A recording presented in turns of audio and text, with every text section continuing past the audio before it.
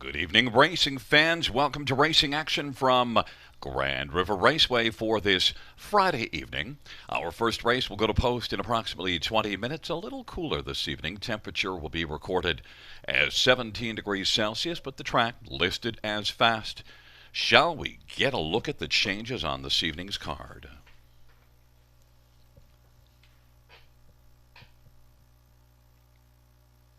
Note there are no changes in races 1, 2, or 3. No changes in the first three dashes.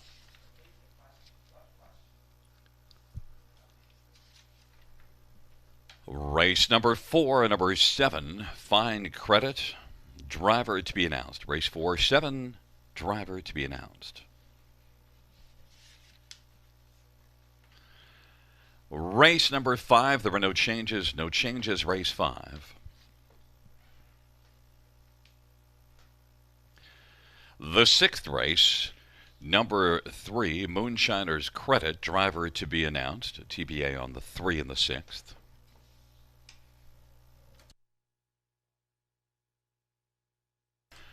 Races 7 and 8, no changes. No changes, races 7 or 8. Ninth race, number 7, Larjon Lester is scratched. Race 9, scratch 7.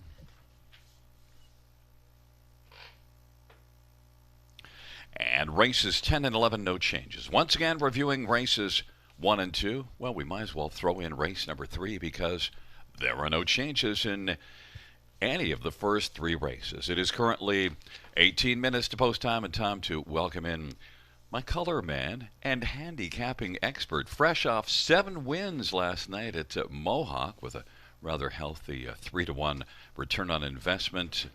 Robert Reed Jr., how are you doing, Robert, from the palatial estates?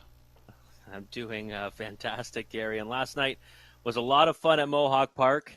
Like you said, 7 winners, and we're going to hope that carries over into tonight because, hey, the scoreboard starts at 0 every night for me. And we're going to try to map out some winners, of course. Welcome to a fantastic Friday night of harness racing action at Grand River Raceway in Elora, Ontario, everyone.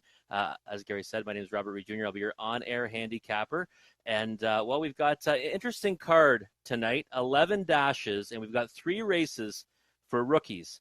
The 2-year-olds sometimes can be a little bit unpredictable. We've got 2 divisions of the Prospect Series and another one, another race restricted for those babies. And, well, we're going to have to really sharpen the pencils tonight because I think there's going to be some opportunities to cash some big tickets.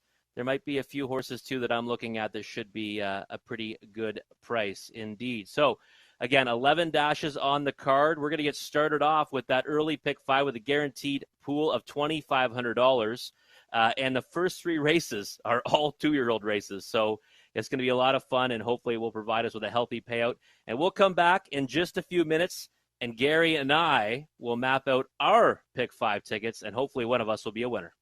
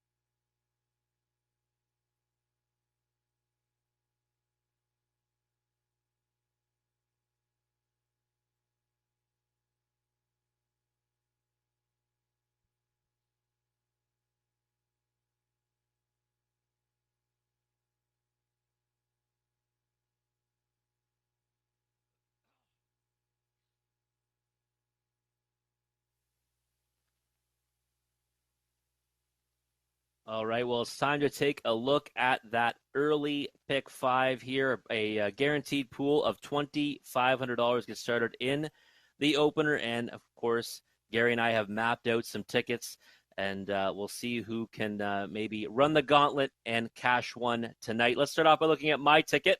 And in the first leg, we're going to go three deep. This is a division of the Prospect Series. These are rookies on the pace. I went three deep with number 2, Book Solid, number 4, Horsch, and number 6, 2 Drinks Ago.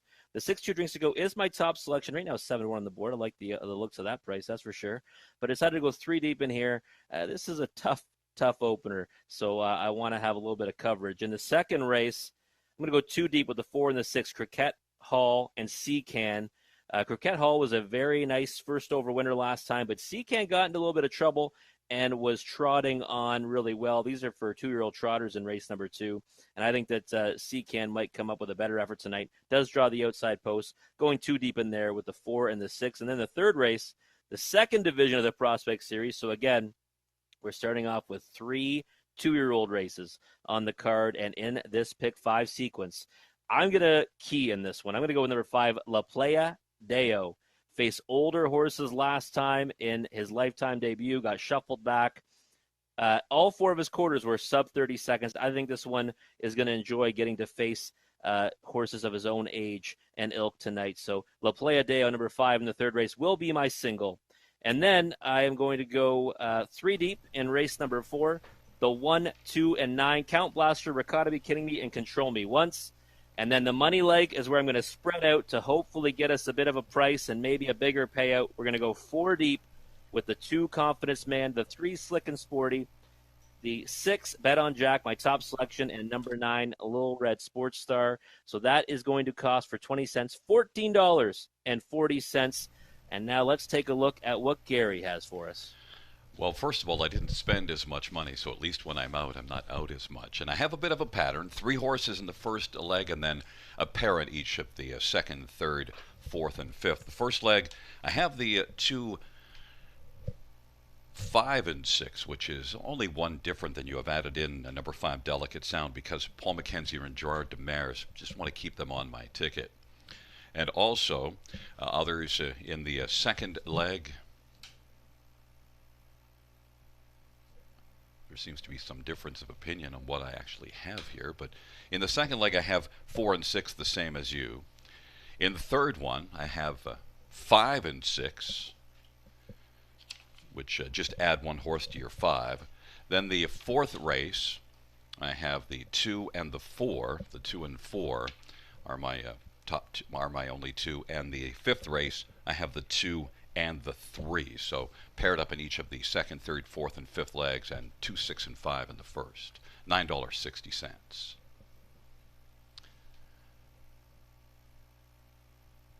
Six with 4, 6 with 5, 6 with 2, 4 with 2, 3. We've got a few more horses there that have been added into the graphic, but I think so both of us could win, which is always a good thing. But let's hope that at least one of us does and gets home a good payout. I've already locked that ticket in for myself. But let's take a look now at the opening race on the card. It is the first division of the Prospect Series.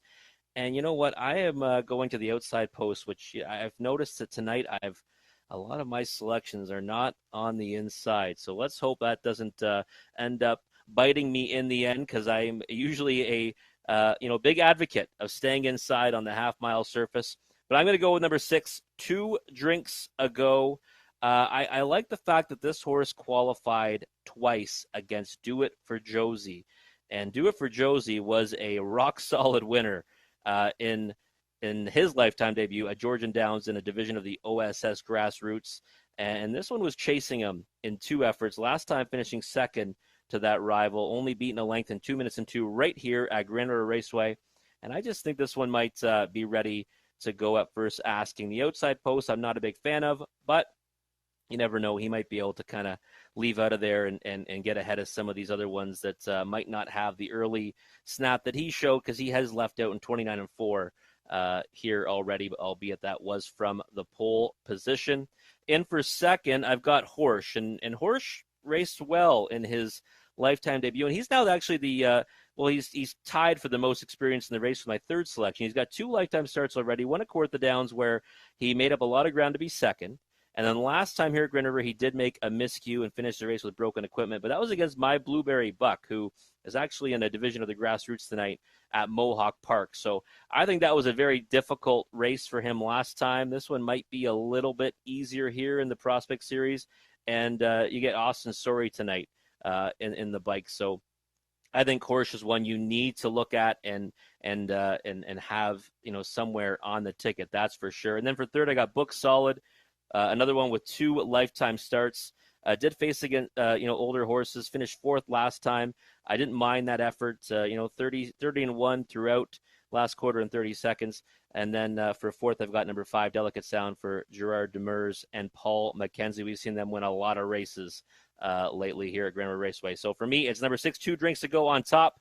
Number 4, Horsch. Number 2, Book Solid. And number 5, Delicate Sound. But myself and Gary will be back in just a few moments to talk about this race a little further.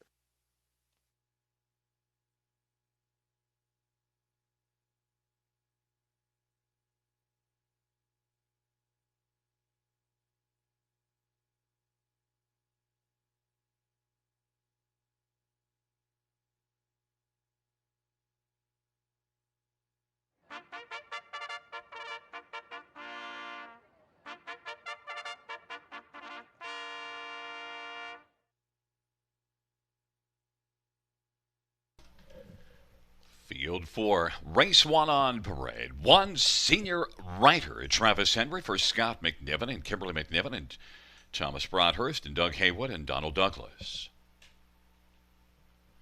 Number 2 is Book Solid, Bruce Richardson for Louis Craig and Vicky Craig. Number 3 is Azure Beach, Colin Kelly for Robert Fellows and Patrick Dillon.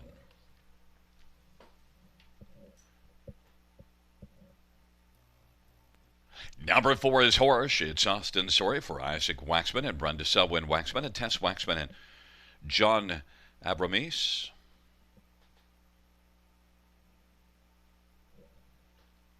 And number 6, 2 Drinks to Go, Tyler Moore for Heather Pickett and Chris Jewett. 5 is Delicate Sound, Paul McKenzie for Gerard Demers. It's a field of 6, the Prospect Series First Division. And let's get a look at this field with Rob Reed Jr. And first up, we'll take a look at number 6, 2 Drinks Ago. You get a nice 8-1 on your top pick, Rob. And, well, this is one that's had 2 qualifiers here. The latter one of the 2 was pretty fine, pretty solid to the finish, back half of a minute. In fact, a good even mile all around. So 2 Drinks Ago is one that you'd have to think would be better than the 9-1 on the board. Yeah, I definitely think so. Right now, 10-1 actually on the board now, Gary. And I know that you saw Do It for Josie win quite handily over at Georgian Downs in a division of the OSS Grassroots.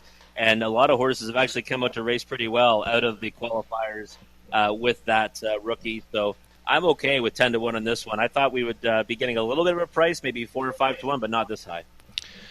And number 4, Horsch, is bet down to 8-5, even though making a break early last time out. Made that break after leaving and finished way back. Now did get bet to 7-1 last time out, and yet now gets 8-5 status off of a break.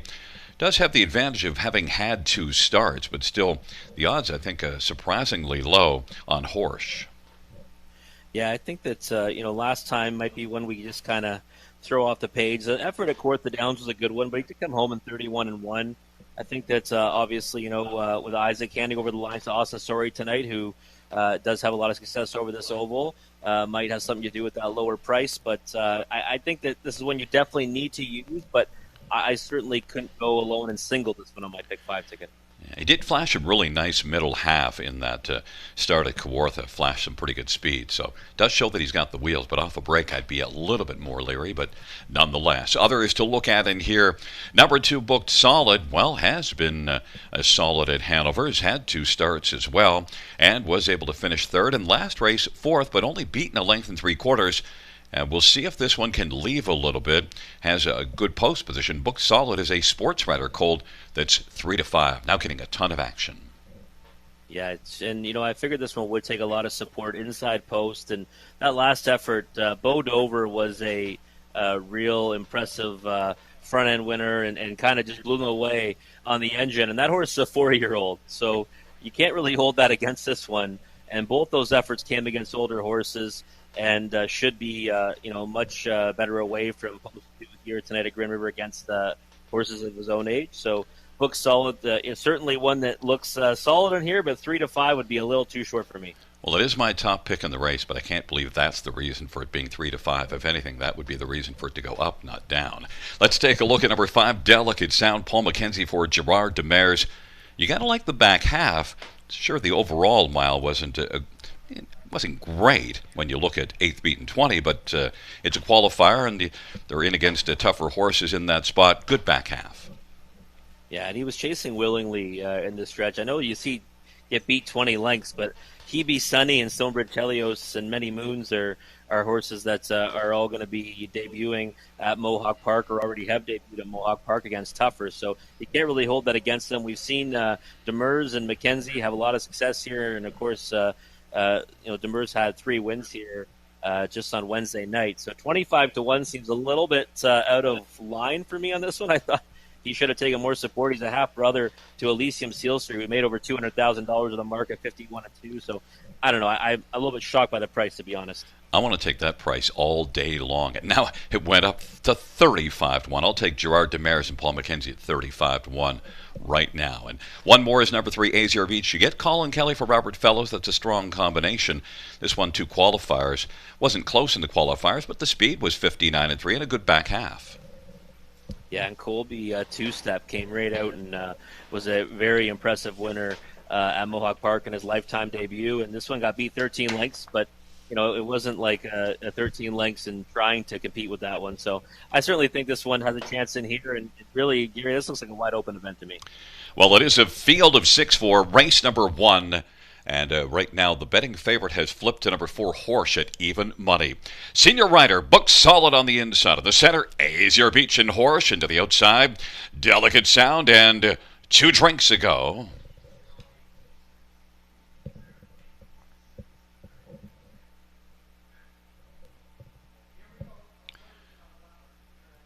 Field for race number 1.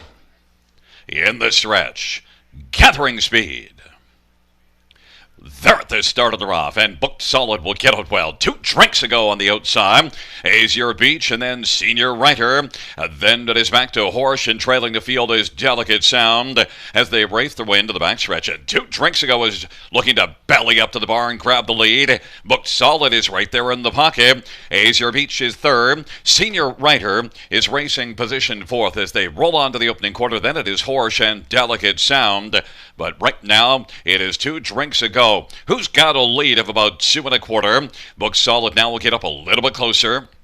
And racing position to 3rd is Azure Beach. Senior Rider 4th. Opening quarter at 29-2. The Horse is racing 5th and did tip to the outside, but still is about 6 off the lead. And then it is back to Delicate Sound. They race off the turn of a 29-2. Opening the quarter, they head up towards the half. 2 Drinks Ago has the lead for Tyler Moore. Booked Solid is racing 2nd. And then it is Azure Beach and on the outside Horse. And then it is back further on the outside. That is Delicate Sound, and on the pylons is Senior Writer.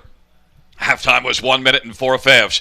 It is still 2 Drinks Ago who's got the lead, and Booked Solid rolls along in the pocket, and to the outside now Horse is getting up a little closer, but still a lot of work to do as 2 Drinks Ago is sharp on the lead. 2 Drinks Ago now leads by 3. Booked Solid is 2nd, and then it is Horse, and Delicate Sound is 3 wide for Paul McKenzie in closing as they hustle on towards 3/4. 2 Drinks Ago. Delicate Sound is looming now. Delicate Sound at 13-1 has come on to within about a half length of the lead. 3/4, 1:30-4, and it is 2 Drinks Ago and Delicate Sound and Booked Solid. They come on down the stretch drive. 2 Drinks Ago is trying to fend off. Delicate Sound is looking for the upset. It is 2 Drinks Ago and Delicate Sound went rough coming to the finish. It is going to be 2 Drinks Ago to win. Booked Solid was 2nd. Delicate Sound was 3rd, and then Azure Beach was 4th, a mile of 2 minutes And 2/5 race number 1, 2 drinks ago, was able to grab the lead. Had to do a little work in the stretch drive, but got the job done. Yeah, and Gary, I felt great right off the gate. Actually, before the start of the race, when I saw Tyler Moore had his nose right on the gate and ready to leave out, I felt really good about my selection and my wagers because I really that was my big concern was the post position, and I want everyone to circle the name "Do It for Josie" because you're going to see a lot of horses come out of these qualifiers, and you're going to want to keep an eye on that rookie throughout the season. A horse for Rene Barassa that I think is an absolute machine. Let's do it for Josie. Circle the name and remember it. If you see horses coming out of the qualifiers, you're going to want to take a long look at them. And that was the angle I went with this one here. 2 drinks ago, qualified well against that one to be second last time. And wow, rock solid winner on the front end tonight for Heather Pickett and Tyler Moore. Should note that the inquiry sign is up and it pertains to that break and stride of Delicate Sound. The judge is looking at that. Delicate Sound finished third. You talked about where you felt good.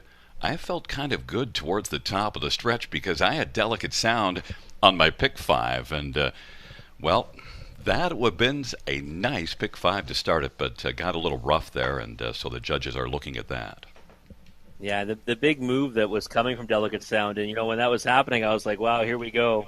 I'm going to be upset at myself for not taking the price on a Demers-McKenzie combination. But you could see that I think, the leader 2 drinks ago kind of just started getting a little bit, sleepy in the front end because no one was bothering him at any point in the mile. And I think when Tyler asked him again, he picked that one up. But, yeah, either way, nice move down the backside for sure by Delicate Sound.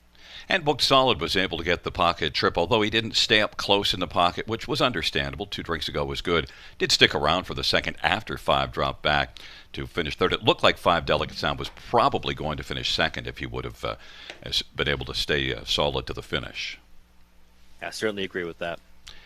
Back in front of us is number 6, 2 drinks ago.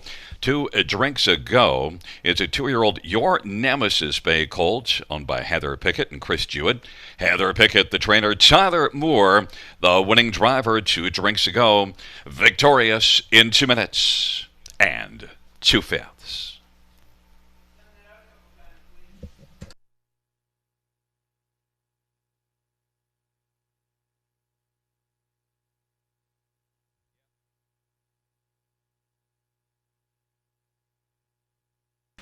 Fans note the inquiry sign will go down. The judges ruling that 5 Delicate Sound did not violate the braking regulations.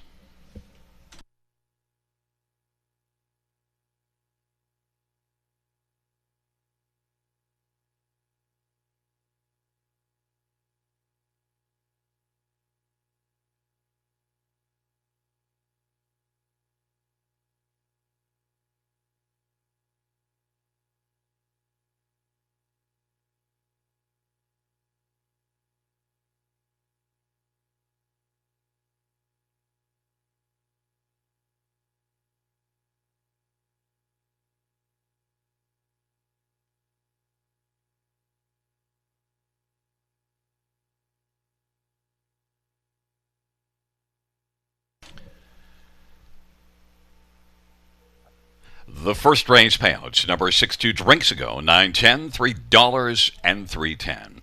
2 Booked Solid, $2.60, $2.20. 5 Delicate Sound, $2.90. $2 Exactor, $58.60. The dollar try, $93.95. Dollar Super, $287.15.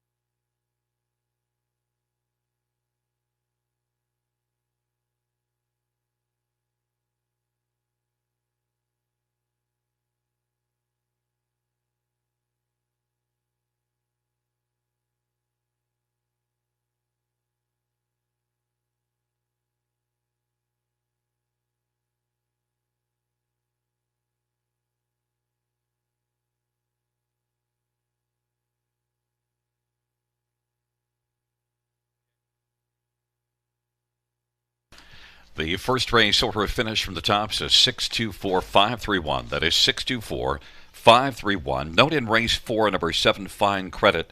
The driver will be Bruce Richardson. Bruce Richardson, race 4, 7, Fine Credit.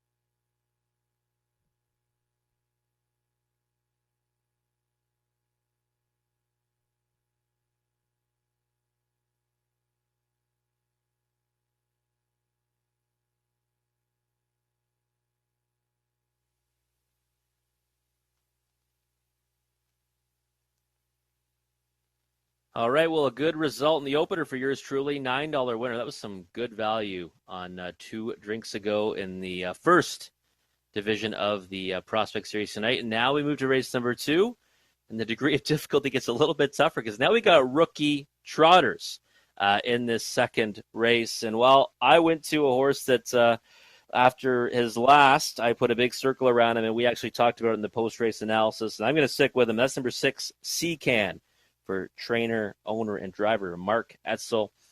This one is a brother to Cruisin' in Style, who had a lot of success at 2 and 3. And this one missed by a neck last time, so he does have an experience edge over most of the field. But he did lose by a neck to my second choice, Croquette Hall. We'll get to that one in a second. But I just thought that this one ended up, kind of getting shuffled back a bit and was pretty handy. For a horse that made a break already, he was pretty handy to end up getting out of trouble and finding daylight and then only missing by a neck. Kind of went wide coming off the turn and ended up only missing by a neck to Croquette Hall, who was a good first over winner. So I do have that one, number 4, Croquette Hall, in for second, because I do think that Austin Sorey had, some left in the tank, that's for sure. This is a $65,000 yearling, folks, the most expensive one in the race by far. And, for Robert McIntosh, and she certainly was ready to go at first asking and was a winner coming home in 30-1. It was actually her fastest quarter of the race, was the final quarter. And, again, she was a solid winner, but I think Seacan, with maybe a bit of a better trip this time around, can challenge that one. And that's why I put that one on top at 6-1. But I certainly respect Croquette Hall. More of a value play on Seacan. And then for third, and I would say those two are definitely the two standouts to me. For third, I went to number 5, Headline Maker.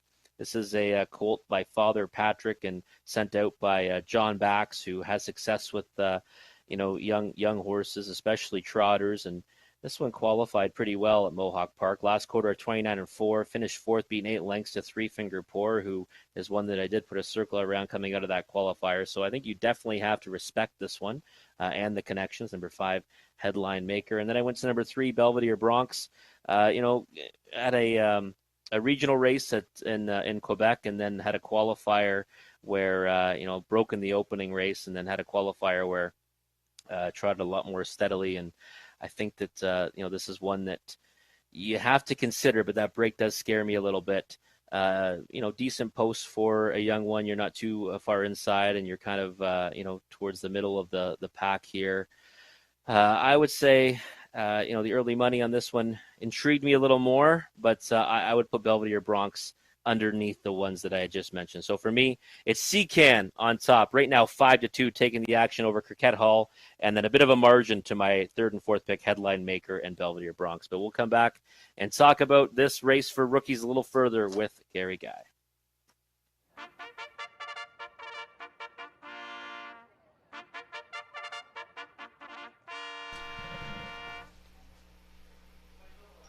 Field for race number 2 is on parade. 1, Jasperson, Dag Henriksen for Andrea Lee Racing Stables.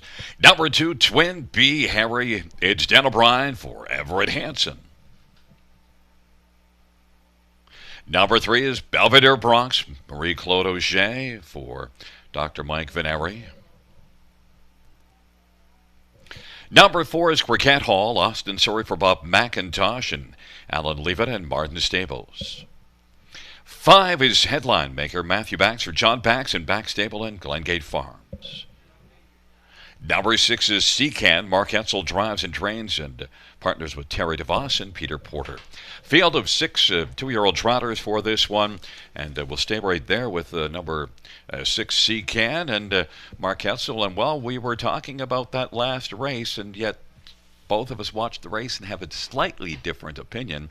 It's pretty close, though, on the board, so that probably tells the story how we could come up with a different opinion.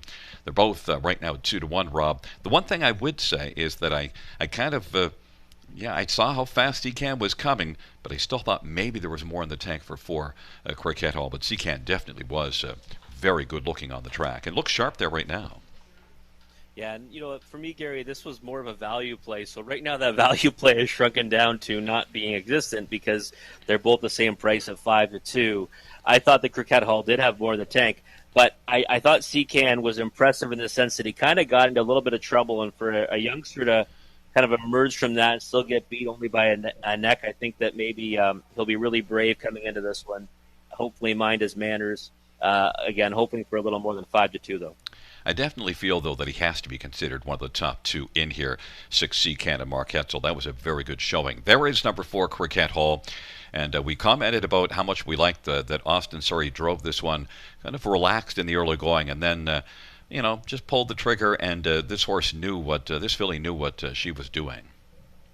Yeah, for sure. First over, and like you had mentioned after the race, she had her head down and looked really strong throughout. I don't think it was ever really in doubt, even though she held on by only a head. And I think that, Austin Surrey certainly has a knack for, coming first over with horses that he feels are the best and keeping those horses going. So I think that, the game plan might be something similar tonight, or maybe they'll see if she can maybe leave off the gate. But she's certainly the one to beat for me, and I'll be honest, I was not expecting her to be 5-2. I think by post time she'll be the favorite. Well, if we're looking for one to split the 2 favorites, well, right now we have another one at 5-2, so it really wouldn't be considered splitting the favorites. But 5 Headline Maker and Matthew Bax, good final quarter in the qualifier, and just a decent overall qualifier. You mentioned the one that beat Headline Maker. Yeah, and the more I looked at this race, I kind of was regretting I didn't use Headline Maker in my pick 5, but I was already pretty expensive and more money than your ticket, so I ended up cutting this one out. I just thought that, the other 2 with the experience edge might, elevate above this one. I did like the qualifier, though. Looks good on the track and certainly taking a substantial amount of money. Number 3, Belvedere Bronx. Talk about taking substantial money. Took a lot of money early, then floated up, but is right back down to 4-1 now. I didn't think that this is the way the tote board would play out. Belvedere Bronx breaks in that first start and then qualified smoothly, but getting a lot more action than I thought. Yeah, definitely. I actually kind of thought this race would go overwhelming favorite Cricket Hall, Seacan, second favorite, and then the rest would be much bigger prices. This one did open off as the favorite, and now is up to 9-2 now. Full brother to Frank's Angel, who's a useful horse, and this one I like the qualifying line, but I'm not sure how it's going to match up in here today. And also, I think a flat line is going to be pretty important for this one as well. So. 9-2, 4-1, a little bit shorter than I would hope. Now, I should mention that the one that I had third in behind the 4 and the 6 is one Jasperson. Just a couple little things. If you're looking just at the quarters throughout all of them, this one did put up the quickest quarter, a 29-second quarter in the first qualifier, and also left well from an inside post last time in the qualifier to get a pocket trip. If this one can leave well on the inside and might have just a little more stamina, maybe Jasperson with an inside post could be a bit of a trip horse and stick around and get into the top 3. Now it's down to 6-5, and I do respect Dag Henriksen's barn as well. He's good with trotters. Hey, Gary, whenever you talk about a horse, they take a big hit like that. I've noticed that. That shouldn't happen. In my time here. Well, down to 6-5. The qualifier was against Drinks at Home, which is, of course, the younger brother of Macho Martini. So got beat 20 lengths in there, though. Pole position, 6-5, though. I can't get behind that. Nor should you at 6-5, and also I don't think people should be that influenced by what I have to say. That in itself might be the biggest mistake. Let's take a look at this field for the second in behind the gate. Jasperson, Twinbee, Harry on the inside. In the center, Belvedere Bronx and Cricket Hall to the outside. Headline Maker and Seacan. Field of 6. Race number 2. Two-year-old trotters approaching the top of the stretch. Here they come.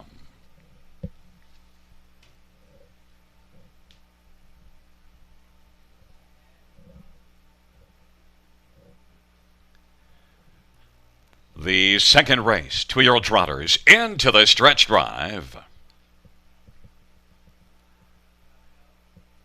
They're at the start of the rough, and Headline Maker leaves with Jasperson down to the inside, and Cricket Hall is racing third.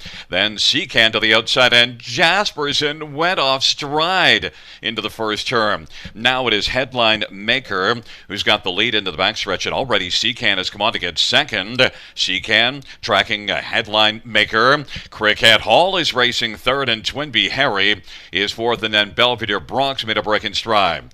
But there's four on stride as they race on to the opening quarter. Headline Maker at 4-1 is setting the pace. They race past that opening quarter. Headline Maker, Matthew Bax. Seacan is right there second, just at 2 1/4 back. And Cricket Hall is working from third. And then fourth is Twinbee Harry as the field works their way off the top of the stretch, heading towards the half and leading the way. Headline Maker and Matthew Bax. Seacan is positioned second. Cricket Hall third.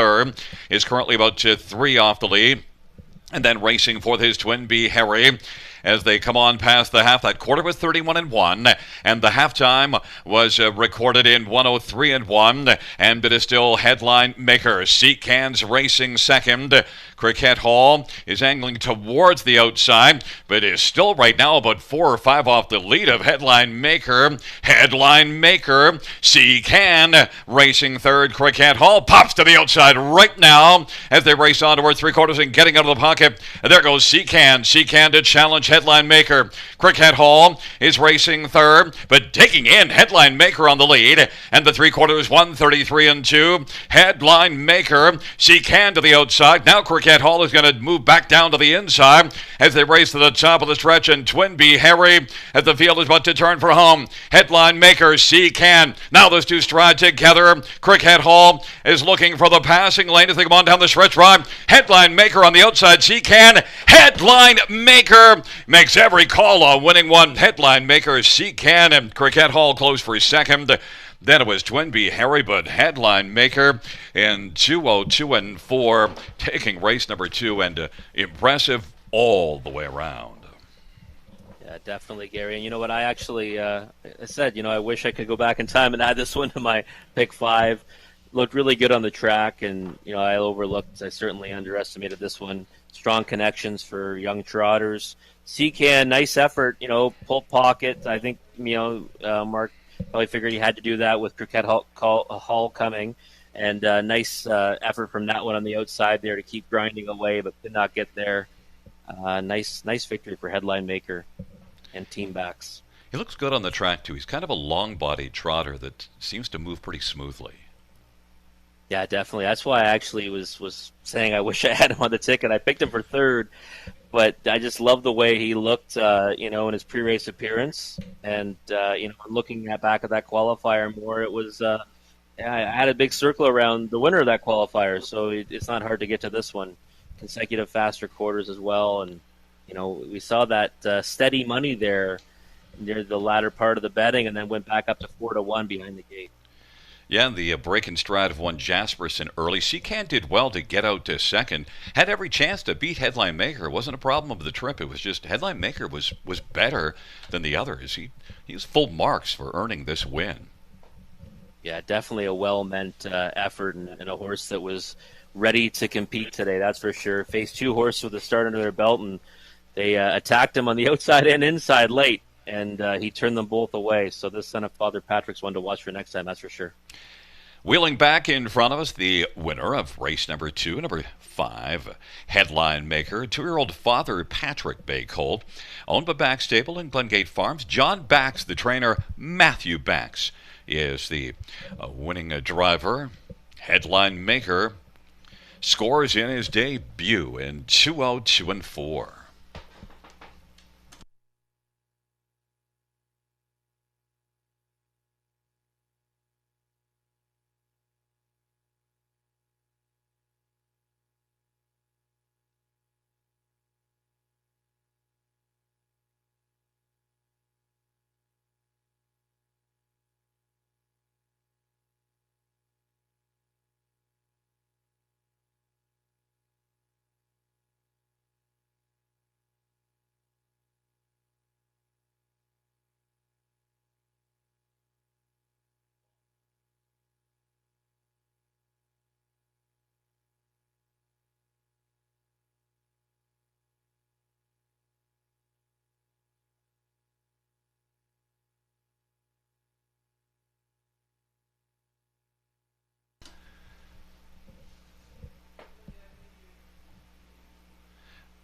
The second race payouts 5. Headline maker 1050, 490, 340. 6 Seacan 390, 270. 4 Cricket Hall 240. $2 exactor $24.90. Dollar Tribe $25.80. Dollar Super $89.55. And the double of 6 and 5 $96.90.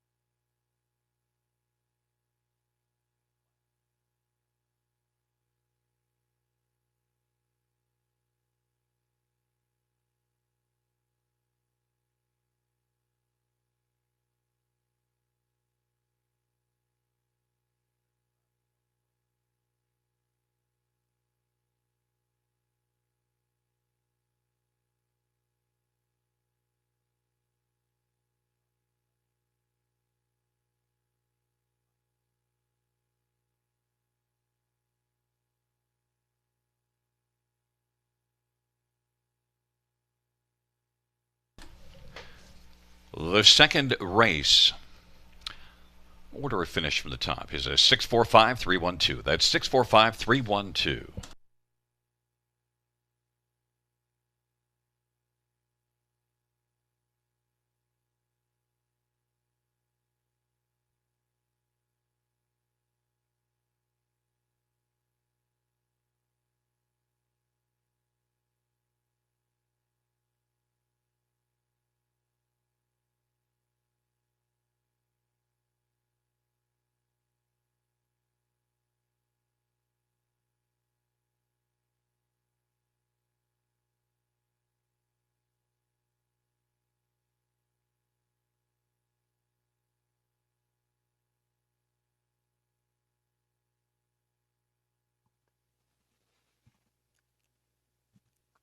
All right, folks. Well, it's time to take a look at race number 3. It's the start of our early pick 4. Start mapping out your winning wagers for that one. I'm dead in the pick 5, so I'll certainly be doing that. And this is another division of the Prospect Series. We've got 2-year-old rookies once again on the pace. And well, I went to number 5, La Playa Deo. And the reason why, this horse raced against older horses on July the 2nd, and now winners of 5,000 life. Got away 4th, got away well enough off the gate. Then got shuffled all the way back to 8th, and then did come forward a little bit. I had a little bit of traffic trouble, too, in the stretch. Every quarter was sub 30 seconds. I thought it was a pretty good first appearance for number 5, La Playa Deo, and did qualify against Silk Road Smash, who is going to go postward at Mohawk Park shortly in the grassroots as a pretty big favorite. So I think La Playa Deo is one you want to put a big circle around in here. 8-5 for Dr. Ian Moore and Dale Spence. That's my top selection. In for second, number 6, Team Mac. This one was a $72,000 yearling. He's the most expensive one in the race.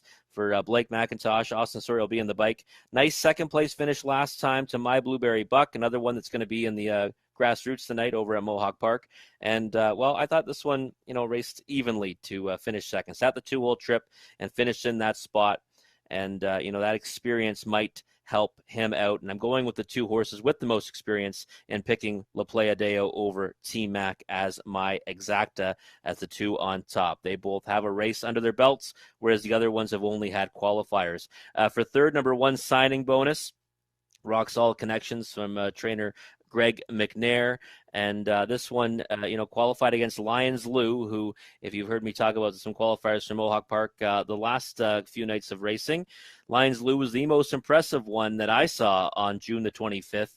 And this one got beat 19 lengths to him, but did pace his own mile in 1:57.3 and left out well from the 7-hole. Now gets the pole position. I would say out of all the ones making their first start, this is the one you want to definitely take a look at. Signing Bonus should be a big factor in here and has shown that, he can get away well enough off the gate and has left from the inside post before over at Mohawk Park on June 19th in a qualifier. And then in for fourth, I've got number 2, Beach Boots. We saw Tyler Moore and Heather Pickett win the opener of the card and the first division of the Prospect Series. And this one here, well, similar kind of qualifying line. 30 seconds and change for each of the quarters here at Grand River to finish second. I think this one might be able to get away, and then if Consider Trip has a big chance. 2-1 on the board right now, though, a lot lower than I thought he would be. But for me, it's number 5, La Playa Deo on top. 5-2 right now is a pretty decent price on this one. I thought that would be much lower than that. Number 6, Team Mac for second. Number 1, Signing Bonus for third. And number 2, Beach Boots for fourth. We'll come back and talk about the opening leg of the pick 4, this race number 3. A little more with Gary Guy after the post parade.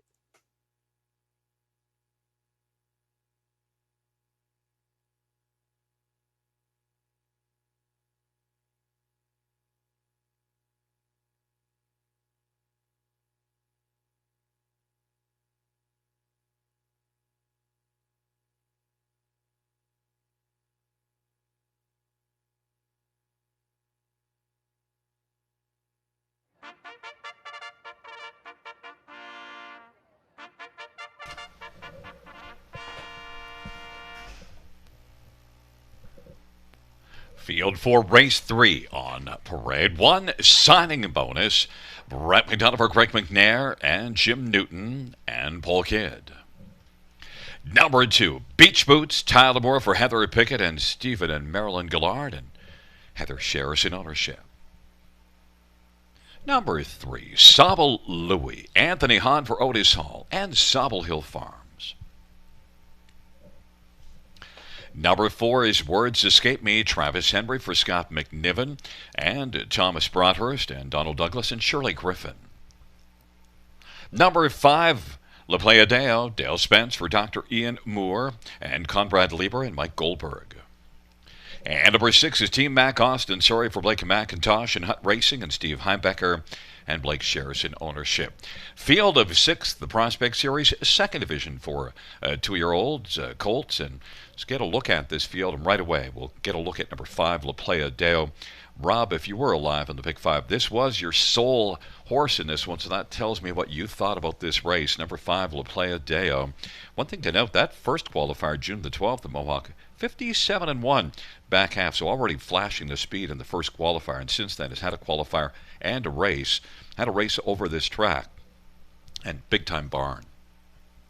Yeah, definitely. And I looked at this one. He's expensive yearling purchase too. He was $47,000 yearling, and I really liked that effort, Gary, here July 2nd, because he got shuffled back and then had to overcome some adversity. I know he ended up finishing sixth, but he was going by horses at the wire, and every single quarter was sub 30 seconds, which I think is something that is remarkable for this one. So, facing older that time, now facing horses of his own age.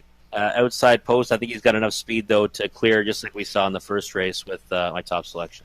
He looks sharp on the track, too, and actually the price is staying up at 5-1. There's number 6, Team Mac, Austin. Sorry for Blake McIntosh. A good, a solid second here. Was able to leave well, even from post 5. Only one spot further out, but is he likely to leave again and be able to work out a trip? He came home in 29. That was a nice finish. Yeah, definitely. It was against My Blueberry Buck as well, who, as I noted, did go over to Mohawk Park for the OSS Grassroots tonight, and I think he's going to be a contender there. So this one, that showed enough speed from post 5, now post 6. A lot of horses that have no experience in a pari-mutuel race to the inside of him. I think he'll definitely leave out, and if there's some gaps, he'll be able to land a good spot. There's number 1, Signing Bonus. It was 1-5 on the board. And yes, Signing Bonus is one that, parked early in that qualifier last time out and put up 3 big quarters before tailing off in the late going. Did flash a lot of speed, but didn't finish it off. Of course, he's got 2 qualifiers. He does look like he's means business. Yeah, he looks pretty good on the track, that's for sure. And like you said, Lions Lou was a very impressive winner in 53-4 that day, so I can't fault this horse for kind of fading late and coming home in 30-1 because he was chasing one that was going pretty quick up front. Rail control, really strong connections, but 2-5 certainly not for me, in this spot. It kind of presents a calm demeanor on the track right now, and the Signing Bonus is making a first start, but certainly doesn't look at all edgy. Number 2, Beach Boots on the track right now, and Beach Boots, did have a qualifier here and was able to get out. Well, it was a pretty even qualifier all the way around, just 2, 1, and 3, but still did learn a lot in that race, sat the pocket all the way around.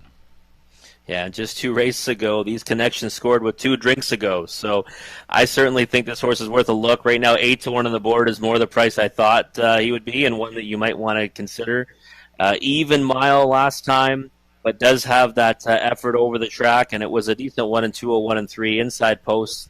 Kyler Moore's already got a win tonight, so does Heather Pickett. I would say, this is one, if you like the looks of him on the track, you can certainly fire away at that price. If you're looking for one at a price, number 3, Saba Louie has qualified twice here. The first of the 2 qualifiers made an early break and did finish with broken equipment, but did put in a very sharp back half. Saba Louie looked good in the back half, and if you want to erase the first half and just look at that, and then he did get a flat line qualifier. So this, if you're looking for the price, 12-1, that might be worth a shot. You remember that horse that I mentioned too, Gary, to keep an eye out for, the name of the program, Do It for Josie. On June 23rd, this one made a break and ended up finishing, kind of respectable 4th, only beaten 4 3/4 to Do It for Josie. I'll be honest, I'll be looking at any horse that raced against that one. There might be some key races coming off that one's qualifiers. And the price is certainly enticing enough. 15-1 is the price right now. It's a field of 6, the Prospect Series 2nd Division, but right now your 5, La Playa Deo, is holding at a very enticing 7-2. Right now, the fans have made one Signing Bonus, the 4-5 betting favorite, as the field is moving in behind the gate. And it is a field of 6. Signing Bonus and Beach Boots on the inside. Saba Louie. Words Escape Me in the center. To the outside, La Playa Deo and Team Mac. It's a field of 6. Third dash on a Friday night at Grand River in front of a nice-sized crowd.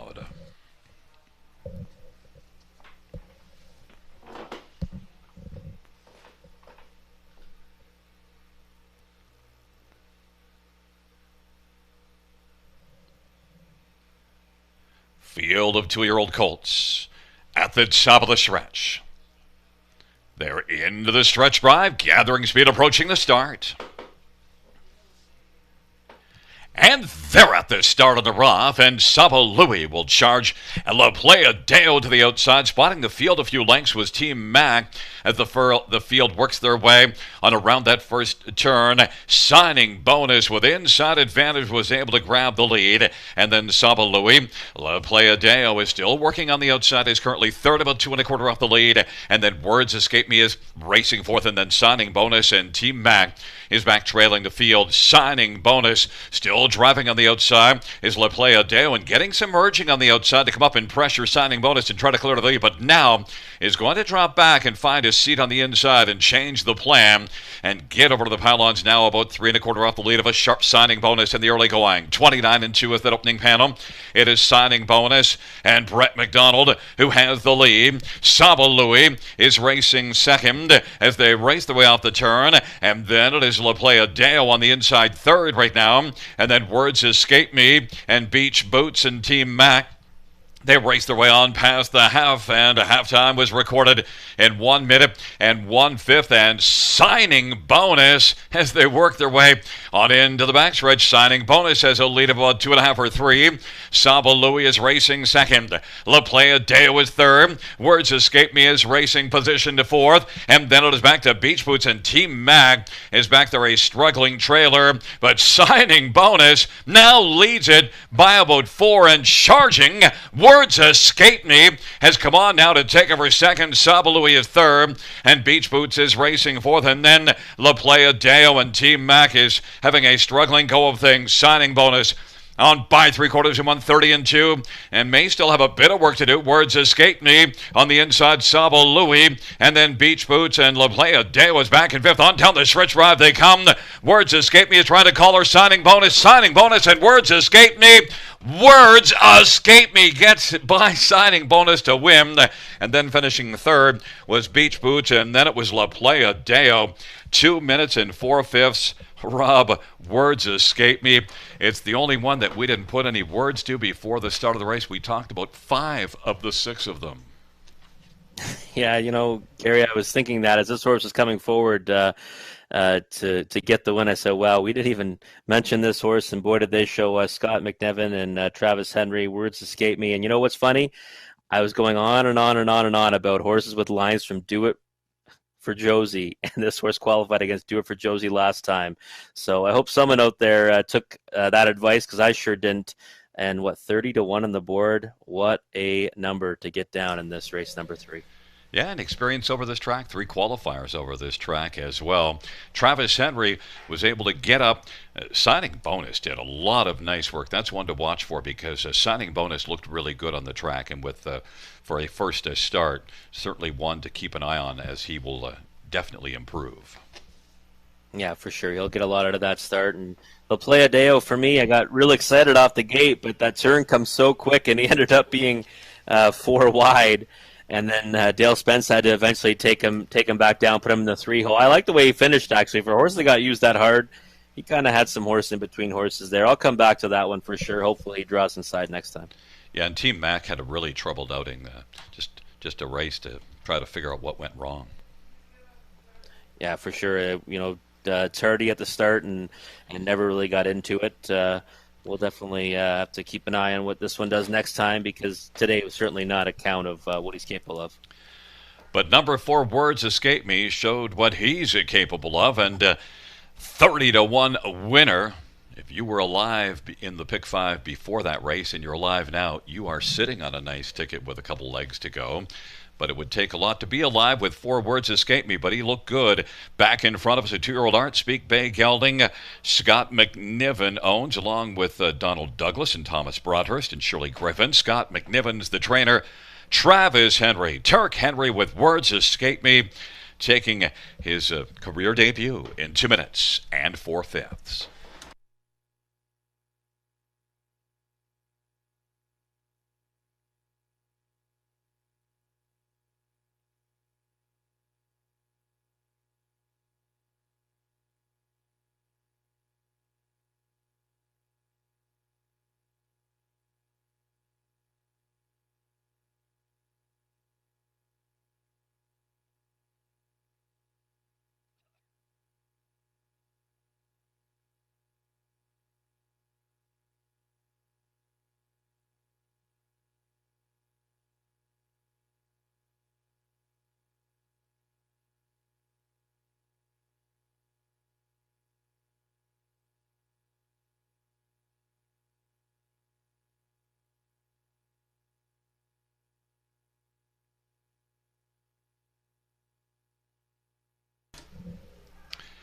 The third race payouts.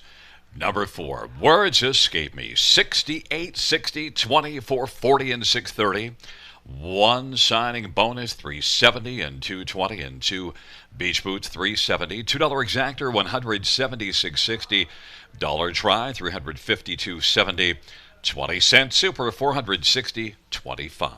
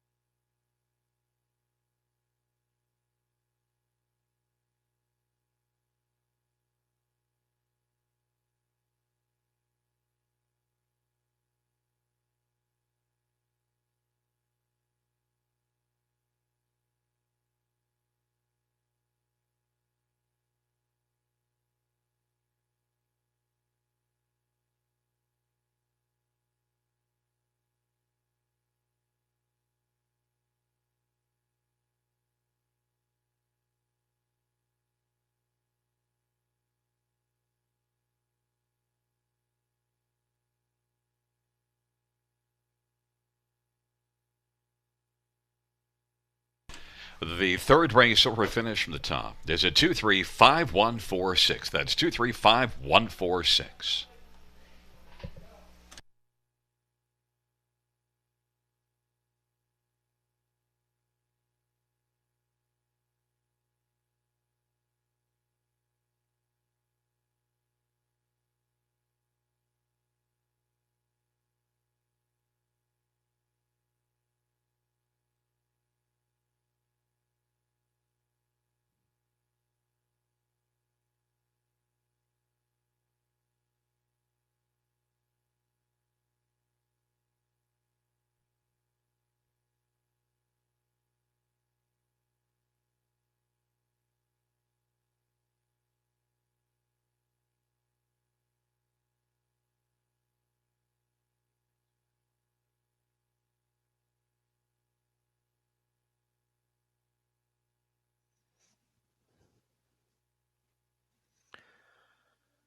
All right, folks, let's take a look at race number 4. We've got Pacers, the horses and geldings variety for non-winners of 5,000 life. And, well, I'm doing something I don't do very often, going to the trailing post, and I'm also going with a first-time starter in here, and right now at a hefty price of 18-1, number 9, Control Me Once. And you know what?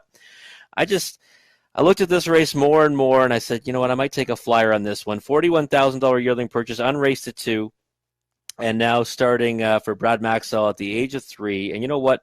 Both qualifiers I thought were okay. June 16th here against Royal Renegade. Well, Royal Renegade is a preferred horse over at Georgian. And last time against Between You and I, who has been racing at Mohawk Park and raced pretty well to finish third in that one's latest. James McDonald kept this horse on a helmet throughout the stretch and still came home in 58-3. That was June 22nd, so we're now quite a ways away from that. Scratch for a transportation issue last time at Georgian Downs. Trailing post, you know what, though? If they're going to give me 22-1, I'll take a shot on this horse, especially with the fact that Count Blaster in front of him has some speed. So, if you're going to get a horse that might be, decent, you better score in them in their first lifetime start because you might not get the price next time. So we're going to give this one a whirl, 22-1. I do like number 1, Count Blaster. Okay, if you like the 9, you got to like the 1. This one does have speed. It was a nice winner at Georgia Downs last time from post 2. Held on by 3/4 of a length, and now gets to come over to Grand River on the shorter track and should be able to use that pole position and early speed to his advantage. And then for third, number 2, Ricotta Be Kidding Me. I like this one, well, because last time when Overland ended up, finishing third, beating 8, but against a good one in Alvin Brickrock, and that was the first start for Meg Crone. This will not be the second start for that conditioner, but has missed a little bit of time, almost a month. But maybe, that means they had to work out some kinks with this one, and now might be better in this effort. 7-2 on the board. Looks like about the right price on that one. And then for fourth, I've got number 5, Stonebridge Icicle. In the 8-hole last time at Georgian Downs, went an overland journey, and it was overland even wider than just parked out a couple times. Ended up finishing 6th, beating 2.5 lengths as the favorite on the end of it. 11-1 on the board right now. Very interesting betting board for me. I thought Count Blaster would take more action. 4-1's a big price on that one. And Control Me Once at 15-1. I think this horse has to take money by the time we go to the gate, though. That seems crazy to me, 15-1 on this one, because I think he has shown ability in his qualifiers. So anyways, 9 over 1, 2, 5 for me. But we're going to talk about this race a little further after the post parade with Gary Guy.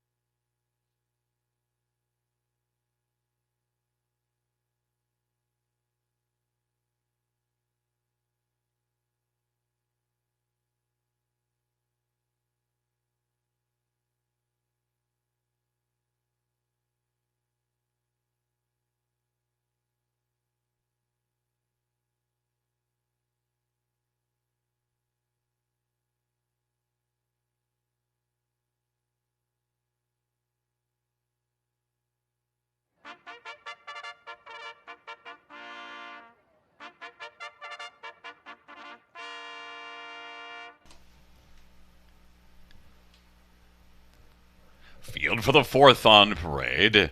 1, Count Blaster. Mark McKinnon for Common Osceola and Steve Klonowski.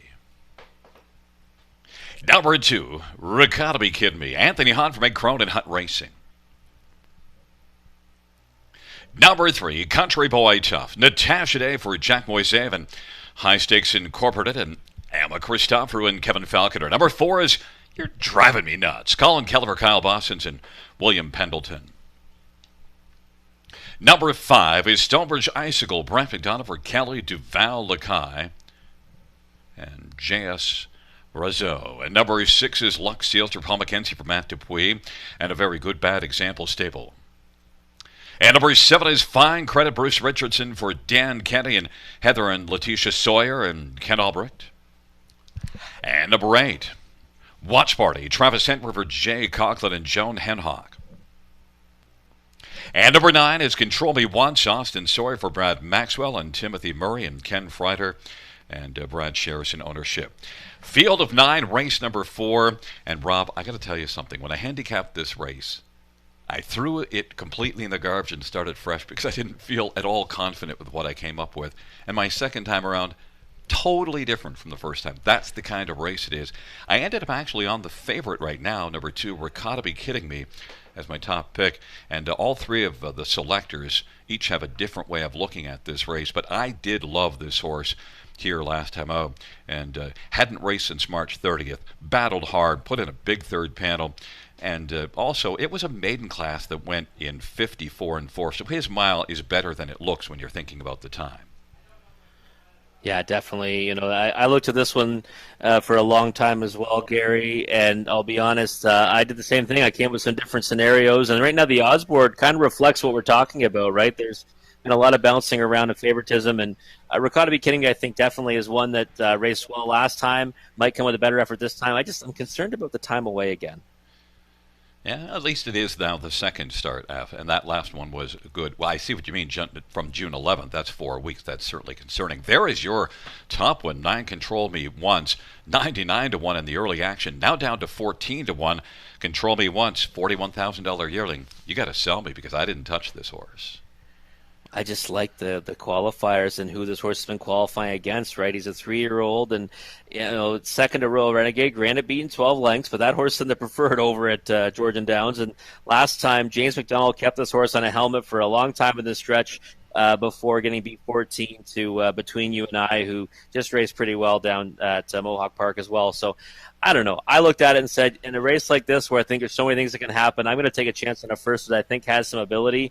And it was a fairly expensive yearling, and is going to follow at a horse with lots of speed in Count Blaster. I got to tell you, mentioning Count Blaster, this was the winner I had the first time around before I threw it in the garbage. And oftentimes when you change your mind, it comes back to bite you. 9 to 2 on the board, and looked good at Georgian Downs on a sloppy track to get to the front. I should say to get the pocket trip, and then win late in the mile. Good big back half for Count Blaster, inside post position. Yeah, and he tried to get that lead too. That 27 and 4, he was vying for that lead before he got put into the pocket. And for him to come back on again and win and hold off some horses that were making moves from the outside, I thought it was an impressive effort. And he's probably going to like the tighter turns here and the speed from the pole position today. So I thought this horse would take a lot more support. 5 to 1 to me is baffling. Number 4, You're Driving Me Nuts, is one that we just had on the track. And Kyle Boston's third start with this one off the layoff. And he has shown some nice flashes. Went a big 3 wide trip last time out. You're Driving Me Nuts. It's not nuts that he could win here. No, definitely not. And you know what? I kind of go against my theory. I've always been saying that I like to bet Kyle Boston's horses in their second, third, and fourth start off the bench. And here we go with third start off the bench. We just see the best this one has to offer. And 5 to 1 on the board is a nice price. I had this horse in the mix a few times, and then when I redid it, everything like you said you did, I ended up not using them. And Kenny's top pick is number 5, Stonebridge Icicle at 12 to 1, and did close a lot of ground on a sloppy track last time out. Was more than 10 back at the quarter and only beaten 2.5. So we'll see if that value play can hold up at 12 to 1. An interesting dash this fourth race of Field of 9, taking up positions with 2 Ricotta Be Kidding Me right now as the even money favorite. It is Count Blaster, Ricotta Be Kidding Me, and Country Boy Tough on the inside. In the center, You're Driving Me Nuts, Stonebridge Icicle. To the outside, Lux Sealster, Fine Credit, and Watch Party. And the second tier, Control Me Once.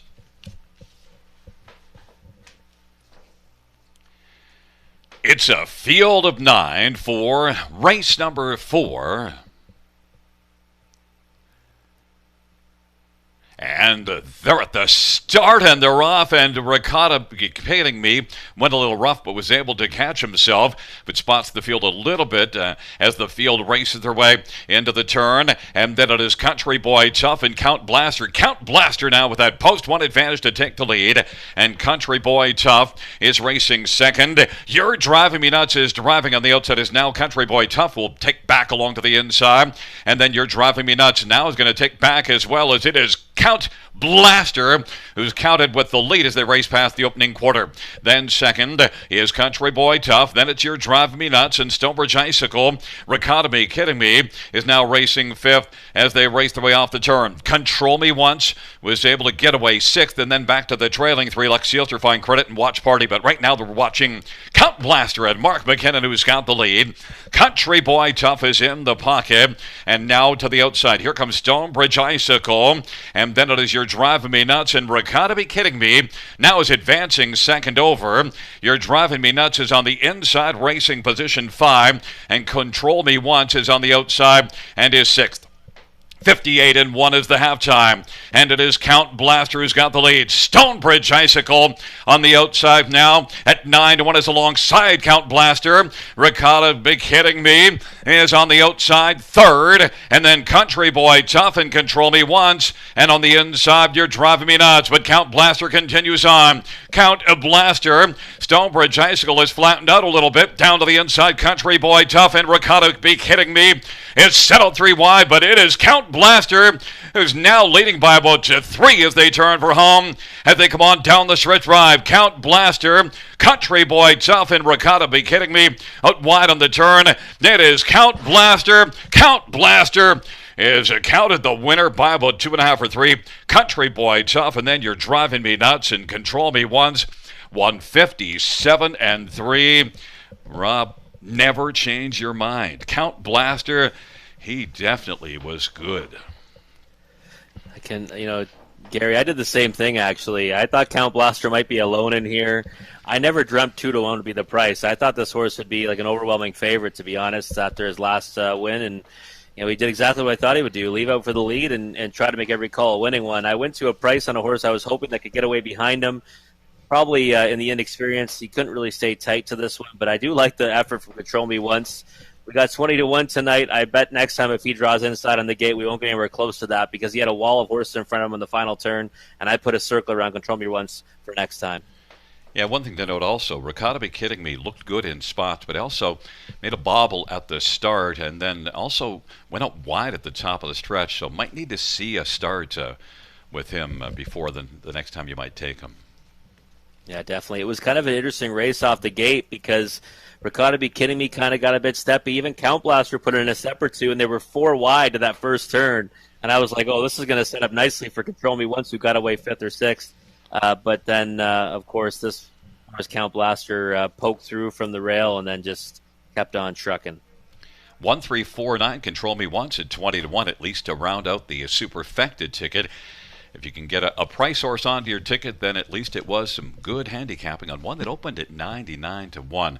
But Count Blaster was bet solidly throughout and is the one that won it. You're Driving Me Nuts, the horse that we talked about for Kyle Boston's race to a respectable third at 9-2. Yeah, and they just seem to get better with every start of the Kyle Boston's barn. So next time will be third start.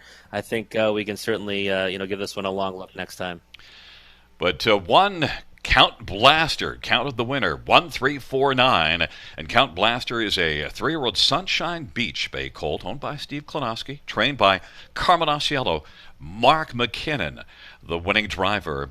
Count Blaster in 157-3. Back-to-back wins for Count Blaster.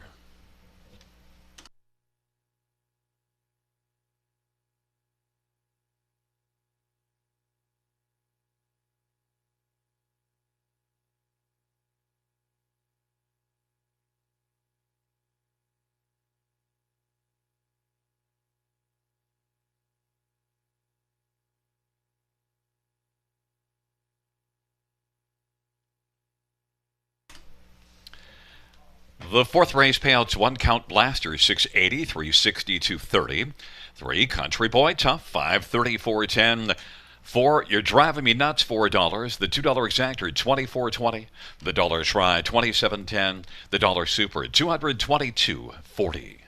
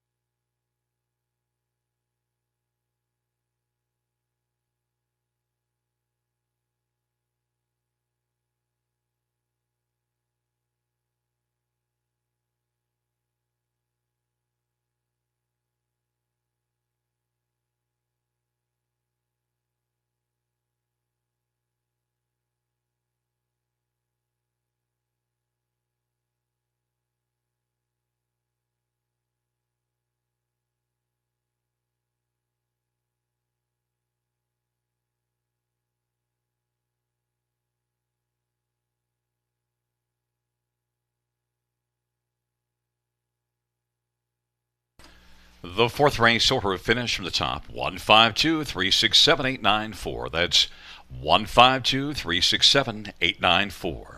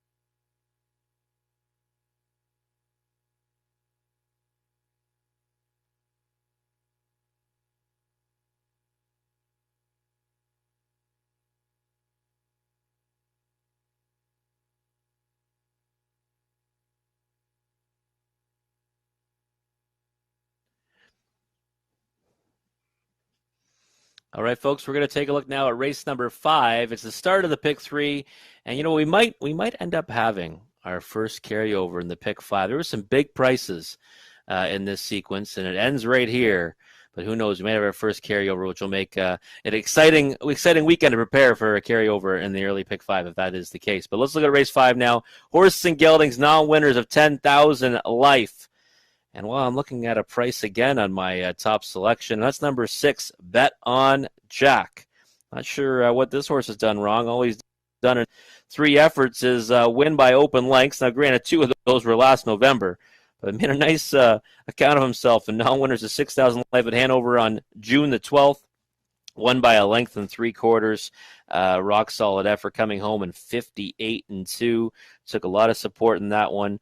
Does face, I guess a little bit tougher tonight, but this horse has been, really, really good every time he steps in the track in his last 3. I know there's been a bit of a layoff of now another month after he did make his first start back on June 12th, but I think this horse is definitely worth a look, especially at 11-1, because he might just be able to keep that going. He's got to be confident off his latest, and I had no problem putting him on top. Solid connections. And looks like a solid racehorse too. 11-1. Sign me up on number 6, Bet on Jack. For second, I've got number 2, Confidence Man. Made the transition here from Mohawk Park on July the 2nd. Had to go an overland journey and really just ran into a buzzsaw in Premier Nacho. That horse was tons the best on that occasion, and you can't fault this one for, kind of fading back to 4th and finishing in that position.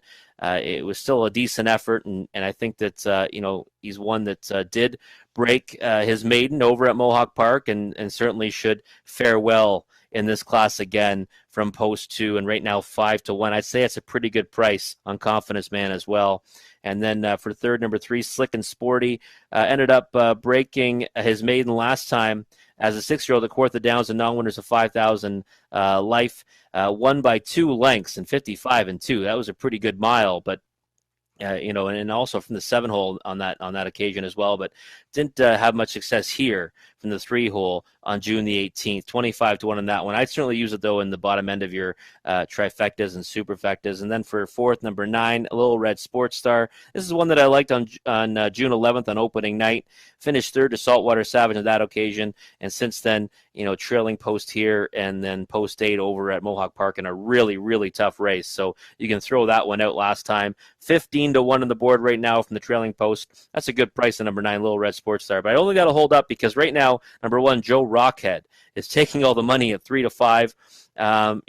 This is one that I definitely overlooked. But this horse did open with a lot of money in the win pool on him. Rail Control, Tyler Borth, maybe there's something to this one, but I certainly didn't see this one as being one of the main players in the race. But I guess we'll take a look at that one on the track. A lot of early money. We'll take a look at this race more after the post parade with Gary Guy.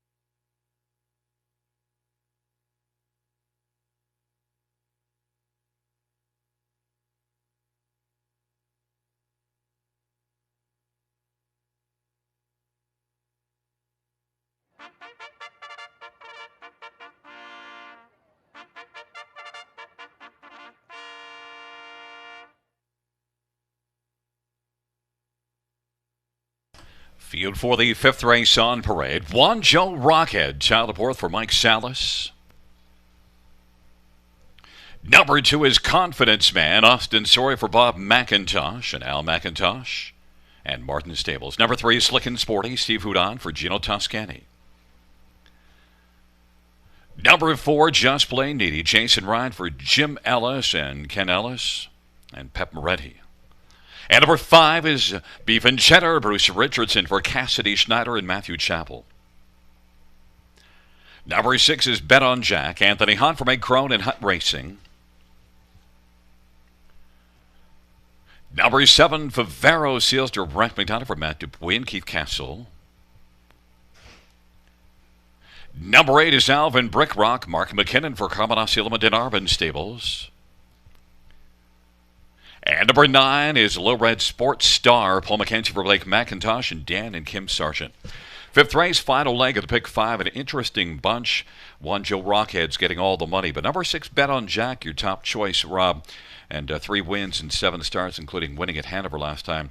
Thing to note, though, 4 weeks ago, June the 12th, certainly a bit of a concern there. We'll see if that, well, in the last race, we had one that Anthony and Meg Crone had that had been off a while. We'll see if this one can be better than that. Bet on Jack, though, on the track right now.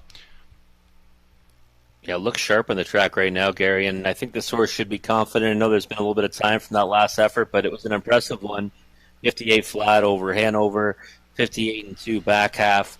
I think this horse deserves respect in here because, he's already found the winner's circle 3 times in his career, more than anybody else, and I think he's capable of getting off the switch and maybe getting away from these if he's ready to roll. Number 2, Confidence Man, has been bet confidently down to 7-2, just popped up from 3-1. Back-to-back 53 and 4 miles in non-winners at 2 at Mohawk.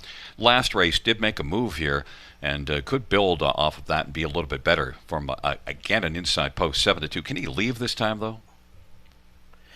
Yeah, I'm not sure how much speed this horse have off the gates.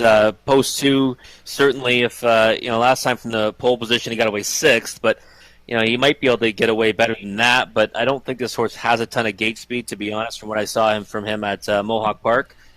Do like the effort last time. Premier Nacho was tons the best in there. And Confidence Man, I thought, would take more support than 4-1. My second choice and your third one, number 3, Slick and Sporty, is getting no love at 25-1, and yet is one that raced well at Kawartha last time out to get the job done. Yeah, when picking him for third, I actually gave him a free pass on that June 18th line. First started off the layoff, and then came back with a much better effort over Kawartha Downs. Third quarter, 27-4. And then 30 seconds home, but was a pretty handy winner. So a little bit surprised that the source is 25-1 inside post. Looks good on the track. Got his ears up, and looks like Steve Houdon's got a good hold of him there. You went to the trailer post for at least a piece in here. 9 Low Red Sports Star. There's Paul McKenzie for Blake McIntosh. Yeah, just an opportunity to take back some value, really. On June 11th opening night, 3-1 and finished third to Saltwater Savage and 2 for Tripping. I'd probably bet either one of those horses in here. And you look at the next 2 efforts, while trailing post here, something definitely went amiss, got beat 34 lengths. And last time, that's a really tough group at Mohawk Park and non-winners at 2. No chance from the 8-hole. Got beat 17 lengths, but you can throw that one out. 9-1 on the board right now. I'd say that's one of the areas of value in the race. Although you didn't love the 1, we might be having second thoughts because one Joe Rockhead, if you look at last year, you see those 5 top 2 finishes? They were all in a row for a trainer Bill Budd, and those 2 wins were both here. They were both front-end wins. He almost wired a field at Dresden, too, after leading all the way. Joe Rockhead can fly early, and inside speed holds up well here. 5-1 seems like a nice price. Yeah, this horse though hasn't raced since May 18th, and I wasn't, totally crazy about those efforts south of the border. But maybe Michael Salas has, this horse ready to go tonight. Pole position, certainly a good spot for him to try to wire the field. I would say the money certainly means that he's ready to roll. 5-1 on the board, much less than I expect him to be. That's for sure. Well, I did want to look back and see that I remembered this horse last year, but just vaguely. And then when I looked a little closer, oh, yeah, Billy Budd had this one firing. We'll see if Michael Salas has him firing here. Took a lot of money early. Now has come up to 8-1, so that is interesting. But now number 6, Bet on Jack. Your top pick is 2-1 on the board. My 2 confidence man is a bet to a confident second choice at 5-2. Taking up positions, Joe Rockhead, confidence man and slick and sporty. On the inside, Just Plain, Needy and Beef and Cheddar. To the outside, Bet on Jack, Favero, Sealster, and Alvin Brickrock. And the second tier, Lil Red Sports Star.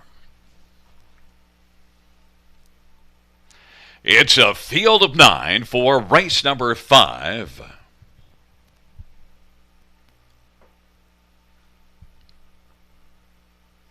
Field for the 5th race is gathering speed, approaching the start. And they're off. Joe Rockhead and Just Plain Needy. Then Beef and Cheddar and Bet on Jack and Confidence Man along to the inside. But Joe Rockhead gets the lead. Confidence Man has already dropped down to the inside. Bet on Jack is still charging 3 wide. And then it is Just Plain Needy. Lil Red Sports Star, then Beef and Cheddar. Bet on Jack is able to clear to the front. The trailing 3 are Slick and Sporty, Favero, Sealster, and Alvin Brickrock. Bet on Jack, and Anthony Hahn has the front. Joe Rockhead is racing second. Confidence Man is third. Now Beef and Cheddar to the outside is working up aggressively, and then it is back to Just Plain Needy, who's racing fifth. Lil Red Sports Star is sixth, and then Slick and Sporty, Favero, Sealster, and Alvin Brickrock. It is Bet on Jack, but Beef and Cheddar now to the outside.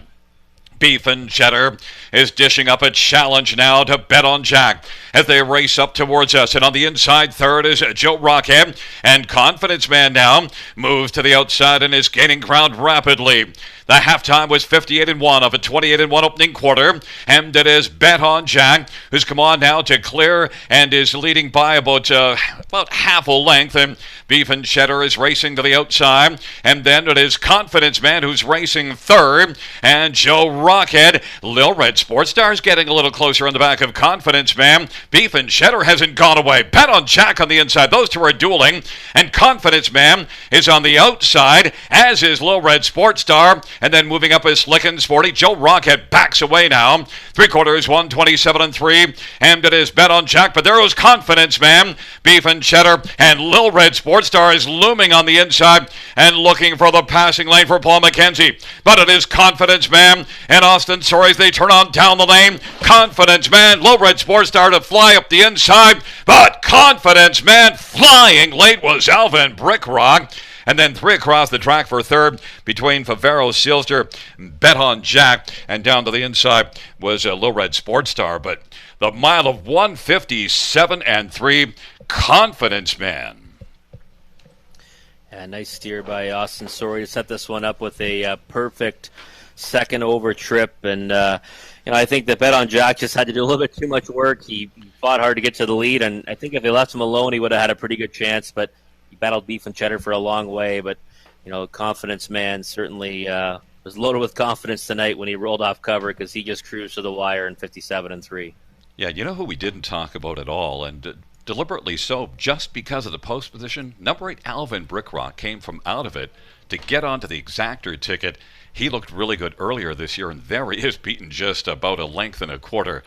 I tell you, we disregarded post 8, and normally that's not a bad idea, but not this time. Yeah, it was one that's the only reason why I threw him out. If he ever drew inside on here, he would have been my top selection, that's for sure. I think this horse has a ton of talent, and I didn't know he could close like that, though, because he came from the clouds and just missed. It is on the board with a 2-8 to top 2. It was close for third. I thought it might have been 6-9-7, but we'll see very shortly. But Confidence Man at Austin Soares, and Austin driving for Bob McIntosh has been a good tandem. And it is 2-8-6-9, the top 4. And number 2, Confidence Man, got bet down to 4-5, so eventually that's where the fans placed their confidence. Alvin Brickrock at 10-1. You get helped by the outside post position. That's on the post, not the horse. Then Bet on Jack was able to stick around for third. Did a lot of work in that race. And there is your trailer post, 9, Lil Red Sports Star at 11-1. Coming back in front of us, number 2, Confidence Man, a 3-year-old bettor is Delight Bay Gelding, owned by Bob McIntosh and Al McIntosh in Martin Stables. Bob McIntosh is the trainer. Austin Asori, the winning driver. It's the second win for Confidence Man. Mile of 157 and 3.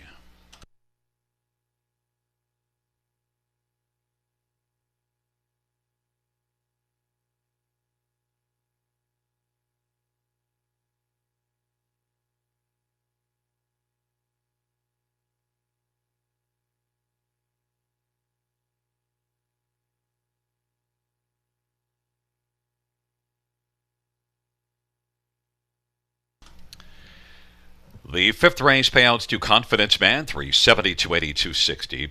Number 8, Alvin Brick Rock, $7 for 26. Bet on Jack, $360. $2 exactor, $20, $30. Try, $60, $185. Super, $368.45.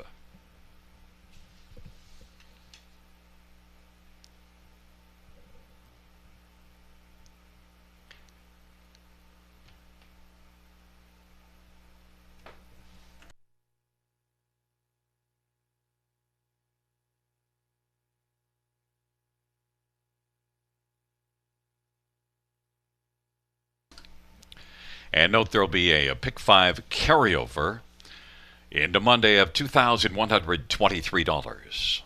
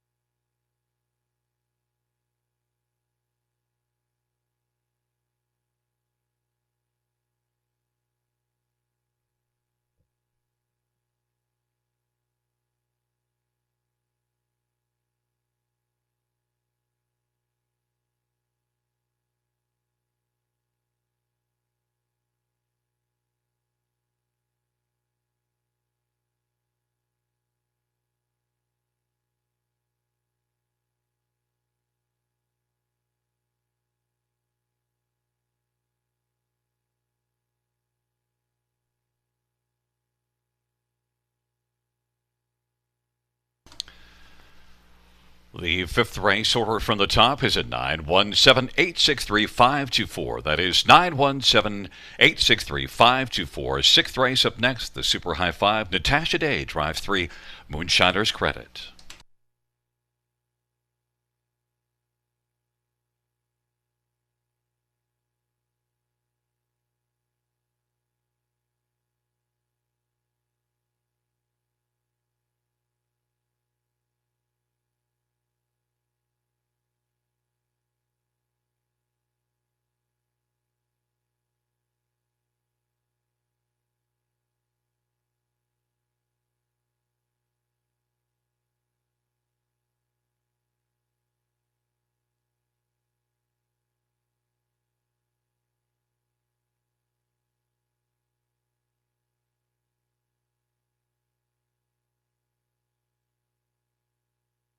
Good to go. All right, well, it's time to take a look at race number 6. But first, we've got our first Pick 5 carryover of the season. $2,123 going to Monday night. So I know what I'll be doing all weekend, trying to construct the perfect Pick 5 ticket. So that's one to look forward to for Monday night. But now we're going to go to race number 6. It is time for our Super High Five, our first of 2 of the evening. And this is for Philly Mares claimers, $15,000 for non-winners of $15,000 life. And while I went to, I've been trying a few price plays tonight. It hasn't really worked out, but now I'm going to a favorite, number 4, Cheddar This, for Ben Wallace and Jason Ryan in the bike. Ben Wallace brought one over from Mohawk Park recently that was doing a similar drop from a condition race to a condition claimer, and that horse just romped. And I think that this one might do something similar tonight. Was racing here, though, at Grand River, but in a non-winners of 15,000 life. And last time, faced JM Sports Fan, who was a rock-solid winner in her last, and this one made a break and still finished 4th to that one. And the time before that, Salzburg Olympia, winner of the Kin Pace. So she's been facing much tougher. Now she gets tagged a much easier spot for Cheddar This, and I think that if she minds her manners, she has broke in her last and in her qualifier on June the 3rd, but if she just stays on her best behavior, I think she should win in here in this much softer group. And for second, I've got number 3, Moonshiner's Credit. Natasha Day will get the steer on this one. I think that same thing for this one, racing against JM Sports Fan last time in a straight non-winners of 15,000 life, now getting back to the claiming condition ranks. Finished 4th in here last time. This horse merits respect tonight. 6-1 on the board. Probably the right price on that one. In for third, number 2, Brydown Lilibet. This one finished 5th in here last time. Inside Trip. It was against Always Watching, who actually was that Ben Wallace horse that made the power drop from Mohawk Park.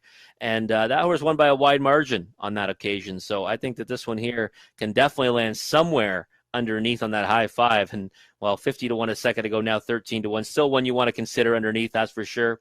Number 1, Little Mary, made up a lot of ground last time from post 7 to end up finishing second to Always Watching, beaten 16 lengths, but again, that horse turned in a really strong performance on that occasion. Now rail control, so post 7 down to the rail now. You need to put this one on your tickets because I think she should land somewhere in the trifecta. Or definitely in that Super High 5 right now. 5-1 on the board on Little Mary. And then number 5, keeping in perspective, this one was in here in this class on July the 2nd, ended up finishing 3rd, again, to Always Watching. So I'm keeping it inside tonight. All inside numbers for me, 4, 3, 2, 1, 5. And probably not a bad strategy for that Super High 5 because we usually see a lot of inside numbers. But I do think that number 4, Cheddar This, is the one to beat on the power drop into being tagged for $15,000 in this non-winners of 15,000 lifetime condition claimer. We'll come back and talk about this race and that Super High 5 ticket a little more with Gary Guy after the post break.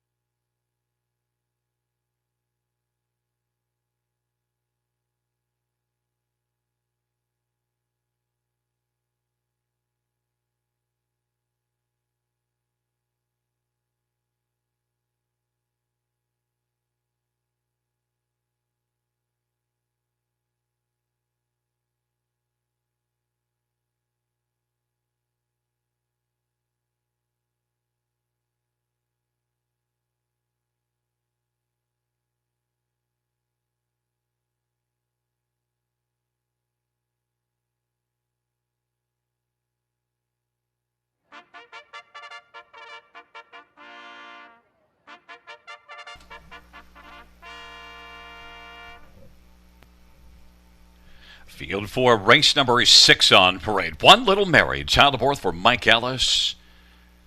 Correction, Mike Salas and Link Stable. Number 2 is Bryden Lobit. Nick Boyd for Kendall Ron at Bryden Farms. Number 3, Moonshiner's Credit, Natasha Day for Sean Hyatt and Dave Simpson. And number 4 is Cheddar This, Jason Ryan for Ben Wallace and Wally Standabrands and Harness Horsepower and Terry Krawick. Number 5 is Keep It In Perspective, Travis Henry for Paul Meegans and Stacy Newman and Triple J Stables. And number 6 is Mystical Moon, Paul McKenzie for Wayne Dunn and Steve Upson. And number 7 is Moonlight Beach, Austin Surrey for Jim Kerr and Lorna Davis and Jim Morrissey. And number 8 is Century Havana J. Harris for Jim Ritchie and Paul Ritchie. And 9 is Mock Mine Blue, Brett McDonough for Patrick Bissett. Field of 9, race 6 featuring the Super High 5. And Rob, number 4, Cheddar This is the 8-5 betting favorite. The only thing that concerned me and why I didn't have this one on top was those breaks early. She definitely needs to stay flat. Yeah, definitely needs to do that, and hoping that the class relief might help her do that. But those breaks are at the start, so you might know pretty early about this one's chances. Last time, though, JM Sports fan, we know that one. She's going to be at the Grassroots at Mohawk Park on Monday, and Charlesburg Olympia is going to be there as well after winning the Kin Pace. So she's been facing so much tougher. We saw the barn do a power drop recently with Always Watching. I think all she has to do is mind her manners to find the winner's circle. Number 3, Moonshiner's Credit, is one that I took as my top horse on the angle of the better post. Tough posts in each of the last couple. Was racing well before that. And that race from the trailer post with Scotty Coulter, June the 25th here, he got away third and then elected to stay to the inside. Moonshiner's Credit is getting bet a little more than I thought. I was hoping for a price 4-1. Yeah, 4-1. I think 4-1, 5-1's probably are in the right neighborhood, Gary. And you know what? This one was really good on opening night too, right? Went wire to wire, held on by half a length. And when she races in this condition claiming class, she's also races really well. So certainly think she's got a chance here. Looks good on the track. Hopefully the price floats up a bit for you. Bryden Lillibit right now is 16-1 on the board. An inside post to get on the ticket. Raced well for 3/4, but faded in the late going last time out. But Bryden Lillibit, 17-1. One that at least might have a shot to sneak onto the ticket. Yeah, and this is the best post that she's had. Last time she had post 3, but again, that was Always Watching in that race, which kind of skews everything, right? Because the horse won by so much, and then I think came right back to win again at Georgian. I think you called the race. So I think that this horse has big-time potential to hit the ticket. I was hoping for a bigger price. I thought this one might be a 25-1 shot or so to land at the bottom of the Super High 5, or maybe you get into the third spot. But still, for me, I'll be using this horse at 14-1. Number 1, Little Mary, actually second Always Watching. Beaten 16 1/4. It looks bad, but actually Always Watching was just too much the best. Little Mary now on the inside. You always have to use the one somewhere in the high 5. 4-1. Oh, definitely. And this one here gets big-time post relief. If you remember 2 starts back, I think this horse took a ton of money and then early on, and then made a break at the start, and you can't really falter for that effort. Came back with a rock-solid effort last time, circled a lot of rivals. They were probably tired chasing Always Watching, but now with the pole position, this is a must-use at 7-2. There's your number 5, Keep It In Perspective, and Travis Henry for Paul Meegans. Now, did manage to come from a 7th to 3rd and pick up some horses in the late going, and all just needs to pick up some horses here again to get onto the Super High 5, 11-1. Yeah, and I think this one, I put in the 5th spot. I could see this horse outperforming that projection for sure. For me, this race was one where I said, you know what, I just got to stay inside, and the odds board kind of reflects that the 6, 7, and 8 are all the longer prices. I'd probably even throw the 9 in just because of that inside trailing spot as well, somewhere underneath, but definitely keeping in perspective is one that I'll be using, probably 3rd and lower. There's a horse on the screen right now that I knew you wouldn't be touching, and yet I'm convinced that the 7-horse Moonlight Beach will make it onto the top 5. I love Jim Kerr's barn, and Moonlight Beach You remember last time, really worked hard against, and Always Watching came around, but Moonlight Beach spent a lot of energy in the early going and paid for it in the late in the mile. She's a decent mare who's put up some nice overall miles, and 5 out of 7 in the top 2 this year. I expect Moonlight Beach to be able to bounce back, get onto the top 5 somewhere on the ticket. I wouldn't even be surprised as high as about third at 18 to 1. That's the one I'm looking for at a price to make the ticket pay. You know, we always talk here about taking back value. Well, here's a chance on this one for sure, right? 4 to 1 last time, 18 to 1 this time. I can't fault you for that at all. The field for race number 6, the Super High 5, is moving in, checking up positions. It'll be Little Mary, Bry down a little bit, Moonshiner's Credit on the inside. Then in the center, it's Cheddar This, and keep it in perspective to the outside.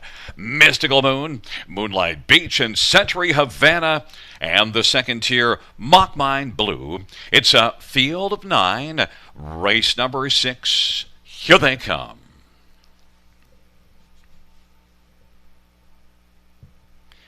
Field 4, the 6th race, is at the start, and they're off, and Little Mary Bryden a little bit, and Moonshiner's Credit, then keep it in perspective and Cheddar This, and down to the inside is Mock Mine Blue, and then it is back to Moonlight Beach and Mystical Moon, and Century Havana trails the field, but Little Mary is able to grab the early lead. Bryden a little bit comes away second. Mock Mine Blue did well to get out from the trailer post in third, and then it is Moonshiner's Credit who is fourth away. Then racing fifth is Keep It in Perspective, Cheddar This, back to Moonlight Beach, Mystical Moon, and Century Havana as the field works on around the turn. And right now, Little Mary's got the lead. 28-3 is the opening quarter. Brian Lilbit now rushing up sharply on the outside. Here comes Cheddar This, and Cheddar This is moving first over and up to third. On the inside is Mock Mine Blue. Moonlight Beach is on the back of Cheddar This as they race their way off the turn and they come on towards us, and is advancing to take over fourth now. Then Mock Mine Blue is fifth, and Moonshiner's Credit is sixth, and then it is Keep It in Perspective and Mystical Moon, and Century Havana. 59-4 is the halftime, and it is still Little Mary. Little Mary to the outside. Cheddar This has been steadily advancing. Bryden a little bit is third, and Moonlight Beach on the outside is fourth, and is currently right now about 3 off the lead. It is Cheddar This who's come on to take a slim lead. Little Mary to the inside, and then it is Moonlight Beach on the outside, who's now getting closer and is looming and is out 3 wide, and on the inside, Bryden a little bit, and then Moonshiner's Credit, and back to Mock Mine Blue, and Keep It in Perspective. Little Mary is trying to hold on against a determined Cheddar This. Bryden a little bit, and then Moonlight Beach, and then Moonshiner's Credit is racing fifth, and now about to take over fourth as they come on down the stretch for about 3/4, 128-4. Little Mary's trying to hold on. Little Mary and Cheddar This. Little Mary was able to hold off Cheddar This, and then Bryden a little bit, and then it was a Moonshiner's Credit, and 3 across the track for fifth, 157-4, and it belongs to Little Mary. There was nothing little about that effort, Rob. No, definitely not. You know what? She controlled her own destiny tonight from the pole position. You know, last time, post 7, had to come from way out of it. Not tonight. Went to the lead and, you know, really impressive in holding off, Cheddar This, who I thought went a pretty good mile, too. First over a long way. I think Jason Ryan figured he had the best horse in the race, and, I mean, she was just marginally second tonight, but a nice effort from that one as well. Yeah, there you see coming to the finish in the slow-mo, but Cheddar This did all the work but could not get to Little Mary, who was able to just keep on grinding. It looked like finishing third was Bryden a little bit, and then Moonshiner's Credit. 3 across the track for fifth. That number 7 Moonlight Beach that I talked up actually put in a big effort, but just faded a little bit. I think as soon as Moonlight Beach gets into a better post position, I think that's one to put on the watch list. Yeah, definitely. I would agree with that. And, you know, when we looked at this, well, there it is. I thought it was the inside 5 horses, Gary, and they finished that way. I just needed to get Cheddar This up for my Super High 5 ticket.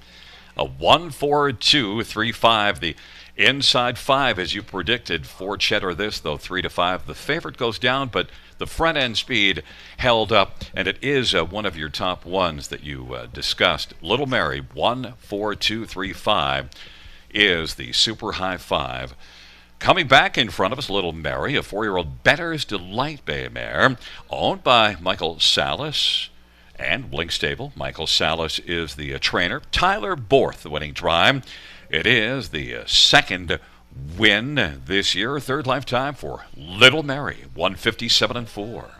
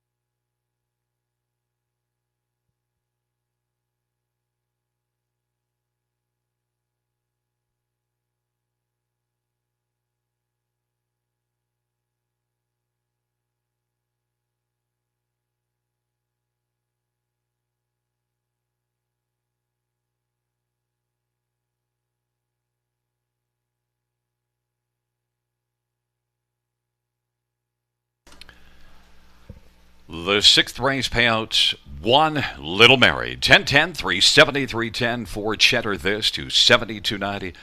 2 Bry Down a little bit, $4.90. $2 exactor, $20.60. $60 try, $77.65. Win for $1,344.15 on the dollar pick 4.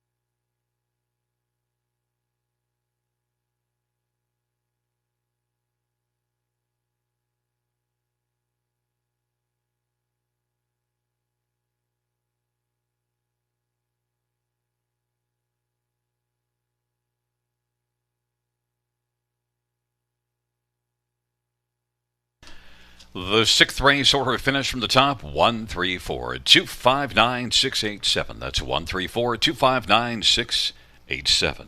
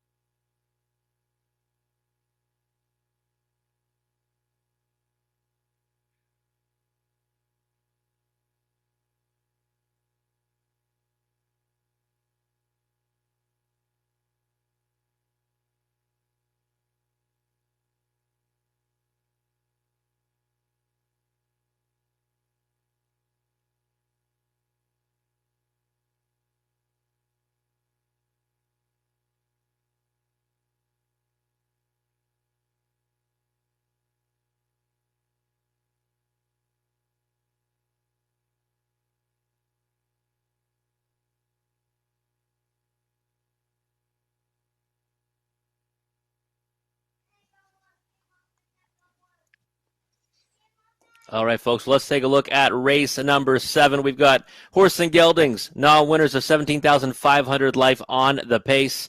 And well, I'm going to go to a horse that I've been watching over at Georgian Downs, number 5, P.L. Oliver. He's been no worse than second in his last 3 and won by a neck 2 back on June the 22nd. Those were in non-winners of 2 or 15,000 life. And this race, I think, stacks up pretty well with that class. So I certainly think that this one has a big chance to win this race tonight, even from that post 5. Matt Dupuis trains, Paul McKenzie in the bike, 2-1 on the board right now. Actually, a little bit higher than I thought he would be, but that's a price I think you can maybe take on this one coming here to Grand River, and certainly has enough speed to be forwardly placed. And for second, I got number 1, 2 for Tripping, who does have rail control. So the pole position for this one, and this horse does have early speed. We saw him on June 11th almost go wire to wire from this spot, and now we're at 12,500 life. And Saltwater Savage ended up going first over that whole mile and got him right at the very end. So 2 for Tripping is capable of blasting out and trying to go all the way on the front, or maybe sitting a 2-hole Tripping here. I think he's one you've got to consider. And even though he did move up last time to this class and ended up finishing third. It was a respectable third, though, to First Glance and Southwind Sandor, who both, I think are going to, do good things in the grassroots division. So 2 for Tripping is one at 11-1 I'd be looking at as a play underneath, that's for sure. Number 2, Harper's Hat Trick. Last time, post 8. Thought the horse had no chance from out there, ended up trying to blast out, got away third, and then did tire. Had to do a lot of work to get to that third spot. 27-3 was the opening panel, and against a good group. Was a winner in this class from post 4 back on June the 18th. I think this one merits big time respect. And for me, I'm a little bit concerned that last one may have taken a lot out of him. Rock solid connections here. And this one is capable, I think, of winning this race if he's at his best. But I did decide to go with P.L. Oliver and 2 for Tripping underneath. But Harper's Hat Trick is one you need to use, even in that second spot. And I would not be surprised if this horse won this race. And then for fourth, I threw in Smiling Billy the Kid. I've been chasing this horse for a while. He did, he hasn't picked up he's picked up 1 check in his last 4 since returning from the shutdown, but I do think this horse is capable of better. So I did put him on the bottom end of my superfecta ticket, facing a little bit easier than he had to face last time. Maybe that'll help propel him onto the ticket at a price. Right now, he's sitting at 14-1, which I think is solid value. At number 6, Smiling Billy the Kid. For me, though, it's P.L. Oliver over the 1, 2 for Tripping, the 2 Harper's Hat Trick, and number 6 Smiling Billy the Kid. But as always, we'll watch the post parade and come back and talk about the race a little more with Gary Guy.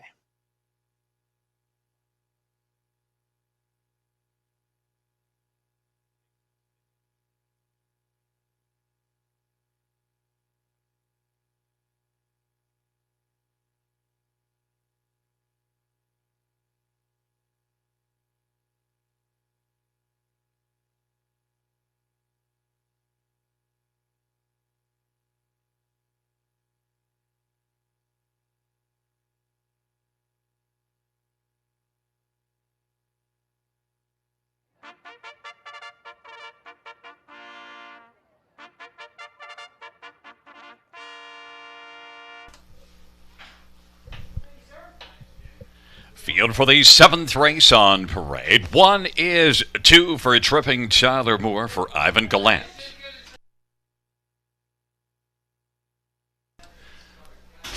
Number 2 is Harper's Hat Trick, Travis Henry for Chris Haskell and Judith Shelton.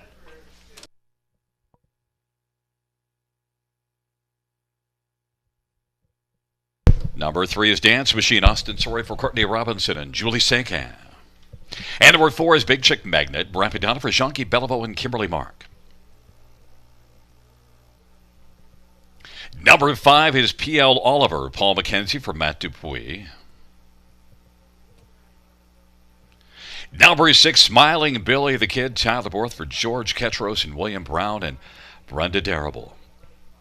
And number 7, Shifting Views, Nick Boyd for Sheldon Rose and Dewey Winneman Howe. Field of 7, race number 7.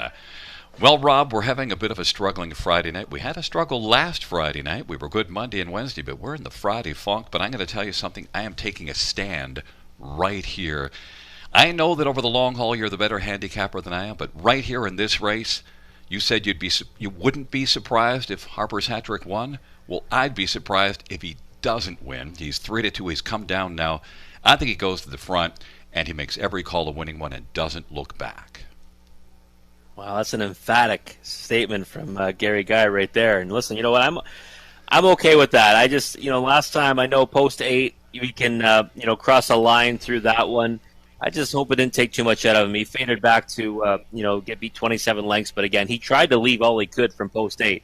I'd probably be more inclined to pick him if he went right to the back of the bus that day and just closed for a piece of it. But I certainly can't fault you for putting this one on top. But I like the confidence. The only thing that scares me, I did call those races at Georgian Downs with P.L. Oliver, and he was full marks in every one of them. He was really good, and P.L. Oliver does scare me. It's just that if you take a stand, you're going to take a stand. 5 for 5 in the top 3 this year. He's been really good coming in. Oh, definitely. And you know what? That effort when he won here on June the 18th, if he comes back to that one, they're going to have to put on their running shoes because he'll be very difficult to catch. Number 1, 2 for tripping is one that's been racing consistently well and probably will be able to be a trip horse in here. Probably has a good chance to be in the pocket. I expect Harper's Hat Trick to get to the front. 2 for tripping and Tyler Moore is one that's only got 1 win in 13, but 7 second-place finishes. A good spot for this one, maybe second or third. You have this one for second, 2 for tripping. Yeah, definitely. He's a horse you need to use underneath. I mean, he's 0 for 8 on the season, but he's hit the board in 5 of 8 last year, hit the board in 4 of 5. He's a horse that's got tactical speed, right? And horses that have that typically perform well on a half-mile track, and I expect him to do it again today. I certainly don't think Tyler Moore's going to give it too many spots. I'll tell you a horse I think you overlooked in here, and I'm actually afraid that this one might get between our top 2 and maybe even possibly win, is number 4, Big Chick Magnet. If you look at that June 29th card, this horse raced earlier in the night. In race 4, the track was it took a lot of water, so it was sloppy, and in 54 with the track off a couple of seconds, longtime successful trainer Jean-Guy Beliveau. Brent McDonald, we've loved his driving here. Big Chick Magnet took a lot of early money as well. And if you compare Big Chick Magnet and P.L. Oliver in terms of speed, P.L. Oliver raced that same night, but a little bit later in 53 and 4. But the track had tightened up a little bit by then. Big Chick Magnet, 9-2. Yeah, definitely. Right now, 9-2 on this one. And, you can kind of maybe look at the last line, and if you were to take that one away, you'd see him kind of making a drop to face much easier than what he's been facing at Mohawk Park, right? PL Aussie, Metallica, they look pretty good in here, so I certainly see the logic in this one being a contender. I ended up not using him, but certainly he merits respect in here. Another one that we should at least touch on is number 6, Smiling Billy the Kid, because it is one that you liked on your top 4, and yet we're looking at 30-1. Can you sell me on this one into the top 4 at that nice price? Well, just an easier spot for him, really. Last mock, I think, is one that I'd probably be happy to back in this race. And, right now, 25-1. Last time, kind of an inside trip, didn't really get much. Got support, though, at 12-1. Now 25-1 against easier. I don't know. I certainly think you're not going to go wrong betting a couple of bucks on that one. Well, it's going to be an interesting dash. We're going to see how the stand takes. It could be like Custer's last stand. I could be in trouble. But right now, Number 2, Harper's Hat Trick, 8-5, and number 5, PL Oliver is very close, right in behind that one on the board at 2-1. A field of 7, checking up positions, 2 for tripping. Harper's Hat Trick on the inside. In the center, Dance Machine, Big Chick Magnet, and PL Oliver on the outside. Smiling Billy the Kid and Shifting Views. Field of 7. Race number 7. It is post time.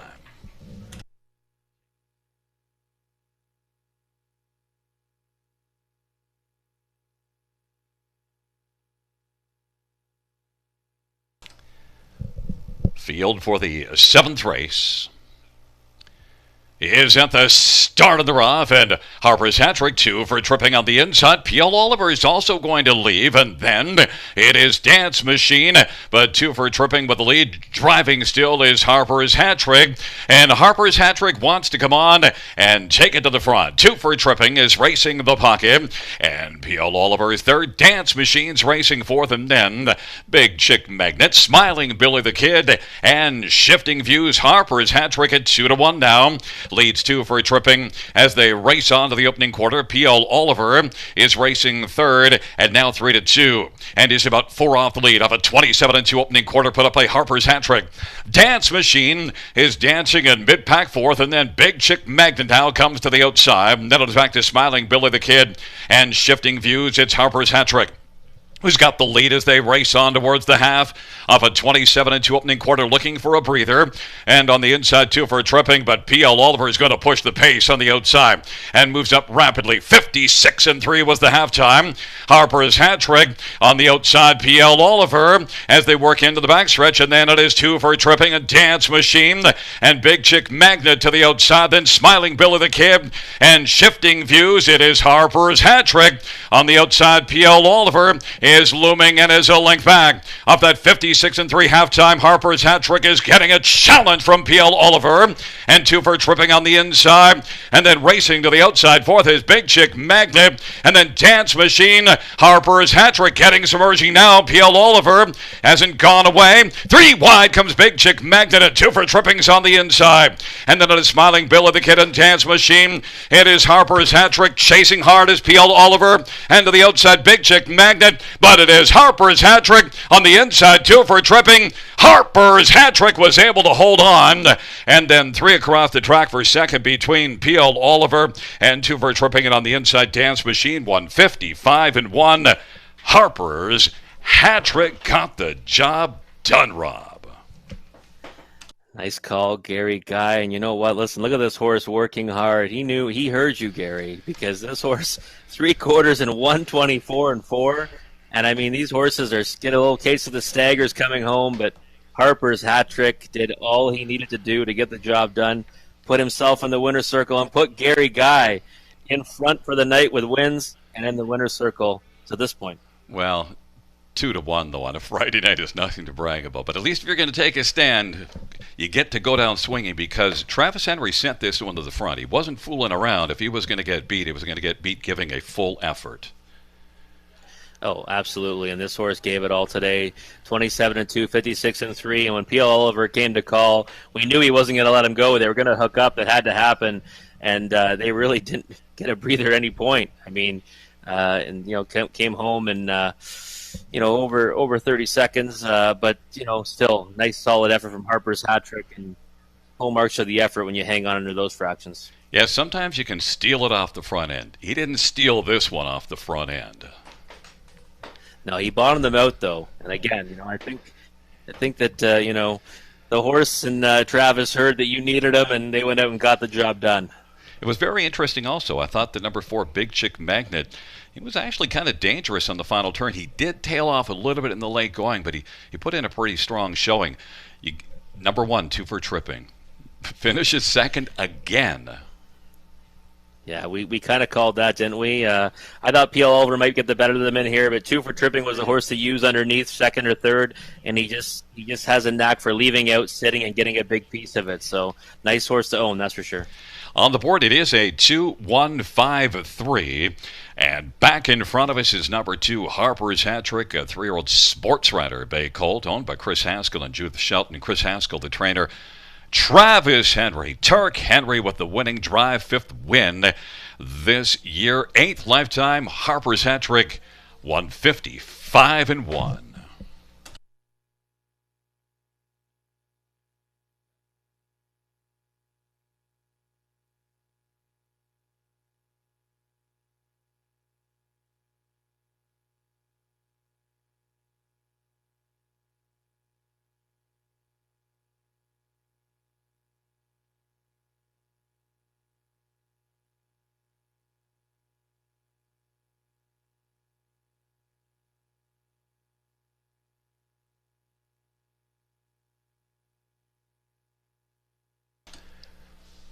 The 7th race payouts at number 2, Harper's hat trick, $6.20, $3 270, 1-2 for tripping, $3.80, 275, PL Oliver, $2.30, $2 exactor, $28, dollar try, $40, $65 super, $86.35.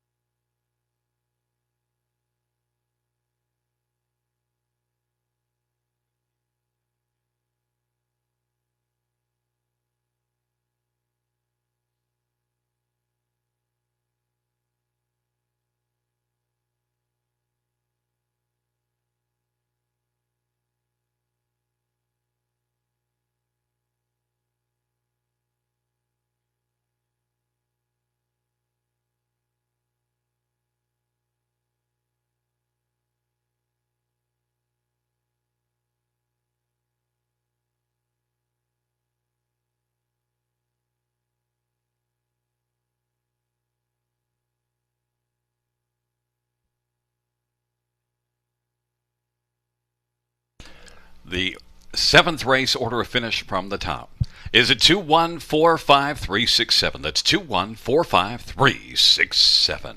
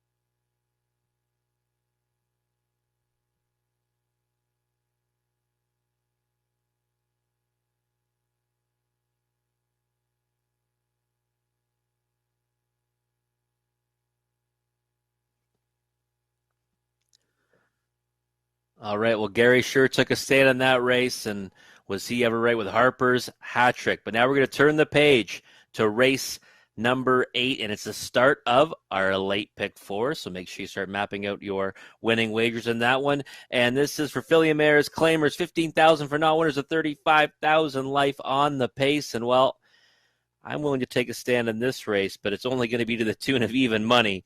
JMR Mock Mel. We put a big circle around this one on July 2nd. She had the trailing post on that occasion, got away 5th, got shuffled back to 7th, and finished loaded with pace in 4th. If you go back 2 starts back in this same class, she had the same post position on the rail, and she made every call a winning one, and she was untouchable on that night. And even if you go back further down the page, she had a front-end win from post 4. So I think that JMR Mockmel is going to be going down the road tonight, and it'll be very tough to catch. But you know what? If there's someone that's going to catch her, and if you want to take another angle, number 9, Dandy Idea. You can use the Robert off angle, because I'm going off this horse for the first time in the last 3 weeks. I've been on this horse every single week since the meet started, and I'm going off this one, but I'm going to use in the second spot because she gets to follow JMR Mockmel off the rail. And if she could ever get on that one's helmet and get away, second or third or fourth, she'll have a chance in here. She should definitely be able to hit the ticket. I think Dandy Idea is a nice mare, and she's, hit the board in 7 of 8 so far this season. I think she does it again tonight.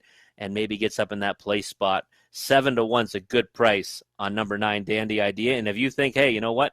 Robert's going off this one. This horse is going to win now that he's gone off it. You might want to back up for a win ticket at now 6-1 on number 9, Dandy Idea.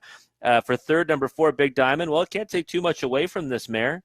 Was a winner from this same post last week in this class. Went to the front, never looked back. Scored as the favorite, but now she's got to deal with JM Armach Mel having the rail inside of her. I think Big Diamond becomes a piece horse in here to land on the ticket. I've got her slotted in the third spot. And then for fourth, number 5, Keep Watching. 2 starts back, June 19th, was a winner and not winners of 15,000 life. Won by 3 lengths.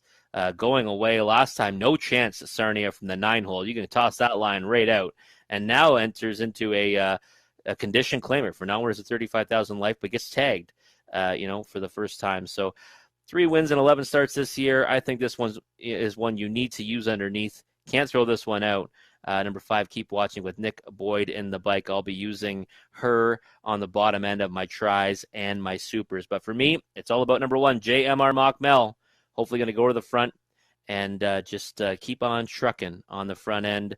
Right now, 4-5. She'll be tough to beat, but don't sleep too much on Dandy Idea. Maybe I shouldn't be going off this one. Number 9 here, a 5-1. I think she gets a big piece of it and hopefully can follow that one off the gate. Start of the late pick 4. Start mapping out your tickets, and we'll come back and talk about this race a little further after the post parade.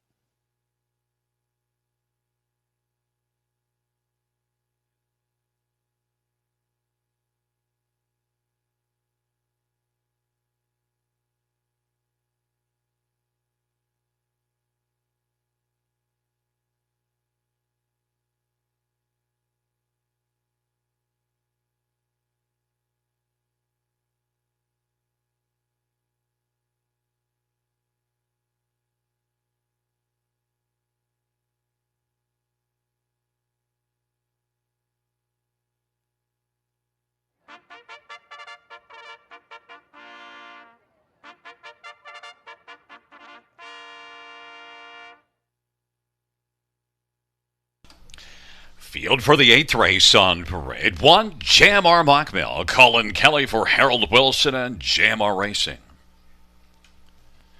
Number 2, Camco Willow Anthony Hunt for Pamela Moore. Number 3 is Land of Paradise Travis Henry for Scott McNiven and Thomas Broadhurst and Bradley McNiven and Shirley Griffin.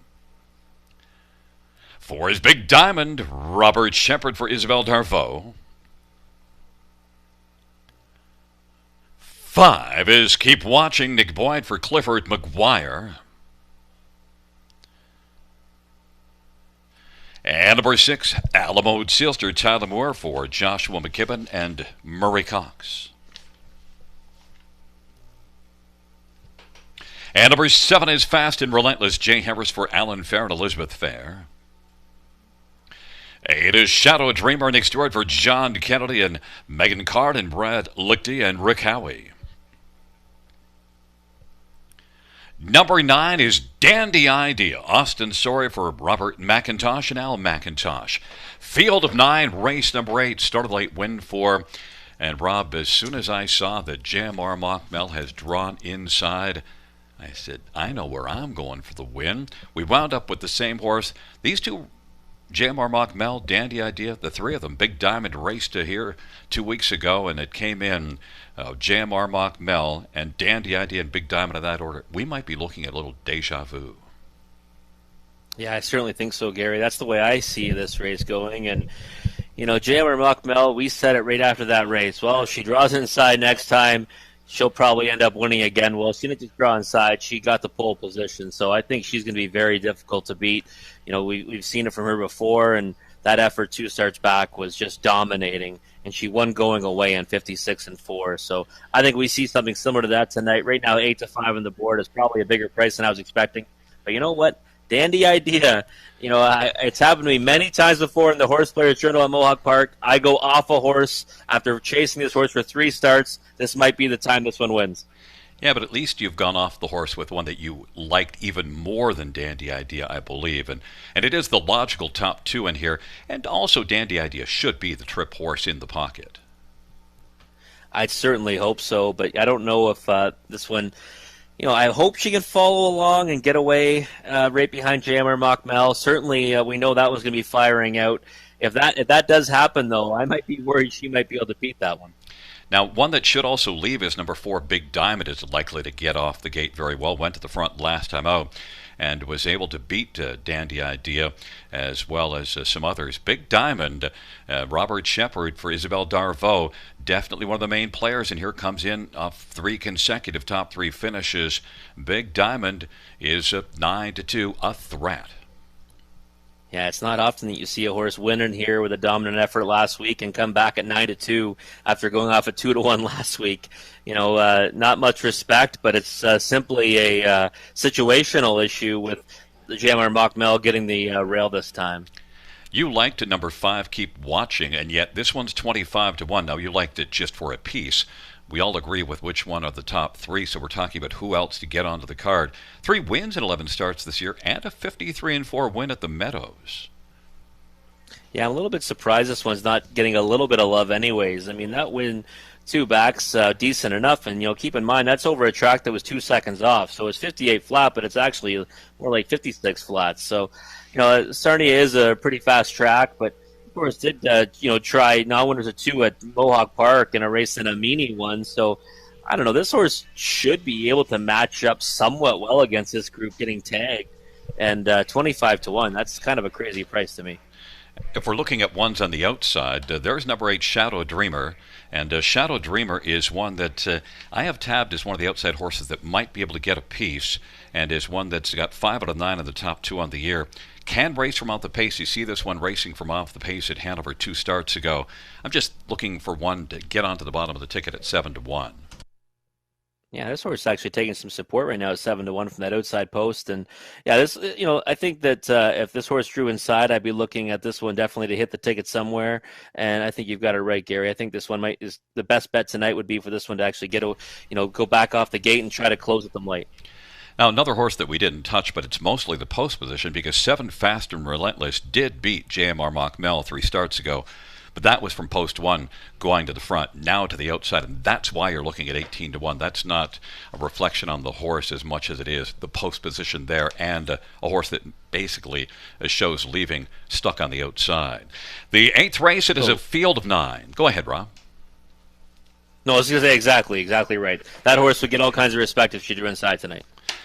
This is the field for the 8th race, taking up positions, and JMR Mockmel, Campco, Willow, Land of Paradise on the inside, Big Diamond, and Keep Watching to the outside, Alamo Sealster, Fast and Relentless, and Shadow Dreamer, the second tier, Dandy Idea. Right now, 1 JMR Mockmel is 1-2 on the board as the one to beat. We'll see how it unfolds here in the 8th race as they are nearing the starts. And they're off. JMR Mockmel, Big Diamond, and from the outside, Fast and Relentless as the field charges into the turn. Then down to the inside. Dandy Idea was able to get away into the front 4, as now Big Diamond is going to clear to the front of her JMR Mockmel. Fast and Relentless from post 7 was able to get away 3rd. Dandy Idea is positioned 4th, and now JMR Mockmel is going to reclaim the lead from Big Diamond, and then it's Fast and Relentless, and back to Dandy Idea and Land of Paradise, and then Campco, Willow, and Keep Watching in the trailing pair are Alamo Sealster and Shadow Dreamer. It is JMR Mockmel who's got the lead at 3-5, but there goes Dandy Idea. 28-3 is the opening quarter. JMR Mockmel, Dandy Idea to challenge, and on the inside, racing 3rd. Big Diamond, Fast and Relentless is moving up and is second over. Then it is Land of Paradise along to the inside and is rolling position 5th as they come on towards us. Then Keep Watching, and back to Campco Willow as they head on past the half, and they're having a spirited battle. 57-2 is the halftime. JMR Mockmel, Dandy Idea slugging it out with JMR Mockmel, and Big Diamond is right there on the inside filling the pocket. Fast and Relentless is racing second over 4th on the back of Dandy Idea.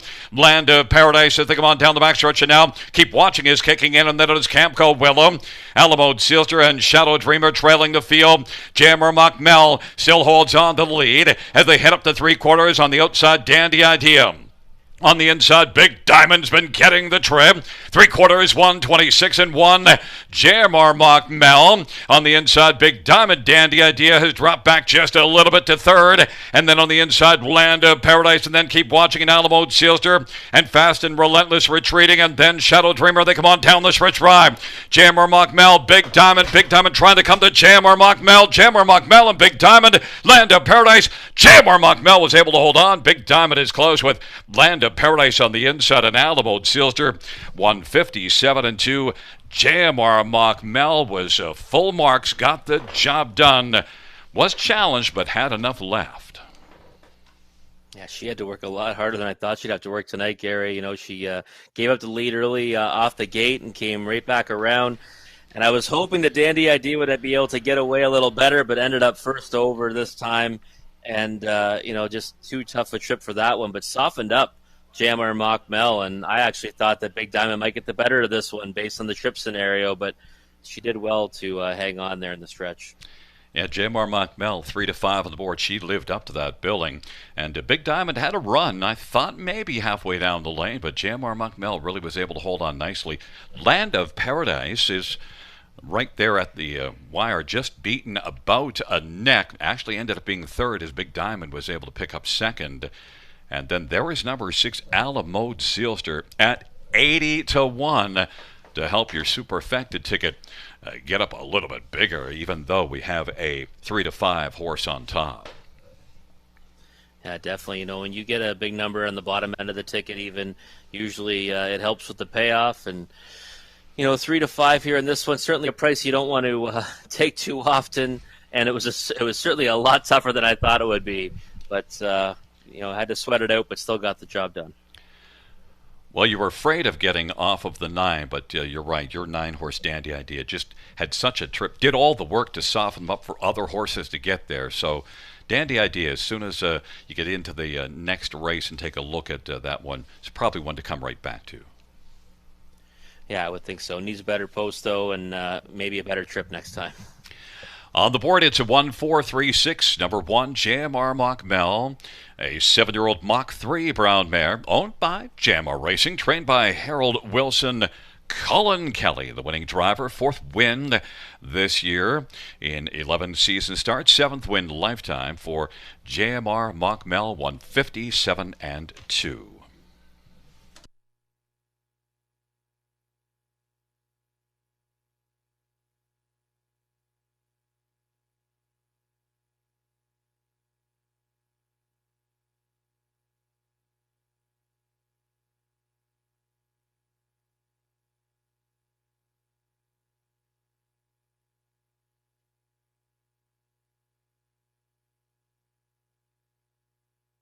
Fans, note in the 9th race there are 3 claims on number 3 Subble Play. 3 claims on 3 Subble Play.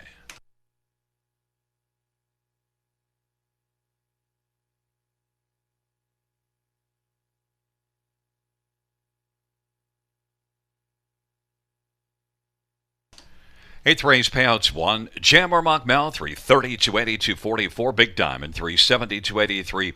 Land of Paradise, $3. $2 exactor, $10.40. $1 try, $13.30. $1 super, $160.20.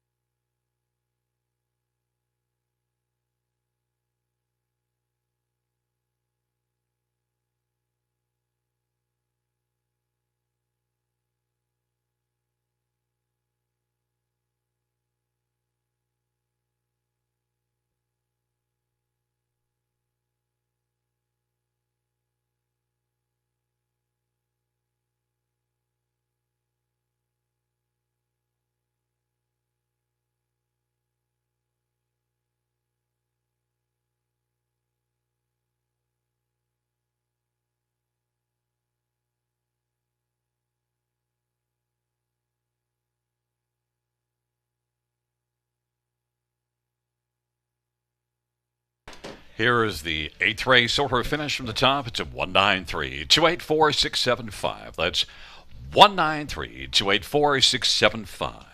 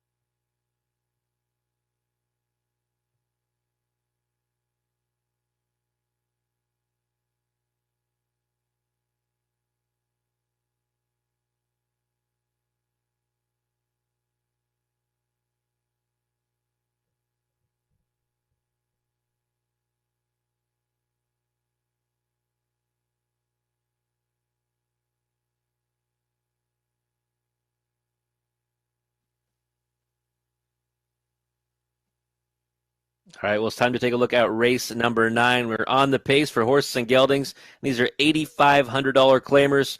And while I'm not going to be too creative in here, folks, I'm going to go back to the horse that was a winner in here last week, and that is number 3, Sobble Play. First over last time. And I always say that if you've got the best horse in the race, first over is not the worst place to be. And that's where this one was. Forged to the lead right before the wire to get the job done. Had to hold off, though, number 6, Hercules JM at the wire. But I thought Sobble Play was full marks for the effort. And going back to his last 2 here, he got beat 3/4 of a length 2 back in this class in an effort where No Time at All was a pumped up winner on the front end. And before that was a winner at Hanover. So this horse has not been out of the top 2 in his last 4 and has done well for trainer Terry Gallant. So I think this one will be tough to beat from post 3 this evening. And even money, I guess everyone agrees with me on that one. But for second, number 6, Hercules JM, looking for this one to finish the same way it did last time. But this horse won't be the 14-1 that he offered last week. Right now, even money on the board. I think he'll be second choice come post time, not co-favorite. But this one raced really well. Got away 6th off the gate in that contest last time, and closed well to end up only getting beat by half a length on the end of it, and has not missed the board in his last 2 here at Grand River, and has hit the board in 4 of 8 on the season. I think that this is one you need to consider as your main player underneath, and I guess has a chance to upset number 3, Sobble Play.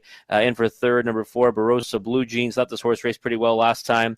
Back in a claimer and moved wide around that final turn. Looked like he might actually come forward and maybe challenge for the win, but then he kind of flattened out and ended up finishing third at 13-1. This is one that I think you need to consider underneath. And 22-1, the price is 25-1 now. That's too big on this one. He raced better last time to merit more respect than that current price on the board at 25-1. And then in for fourth, I've got number 1, Old Buck.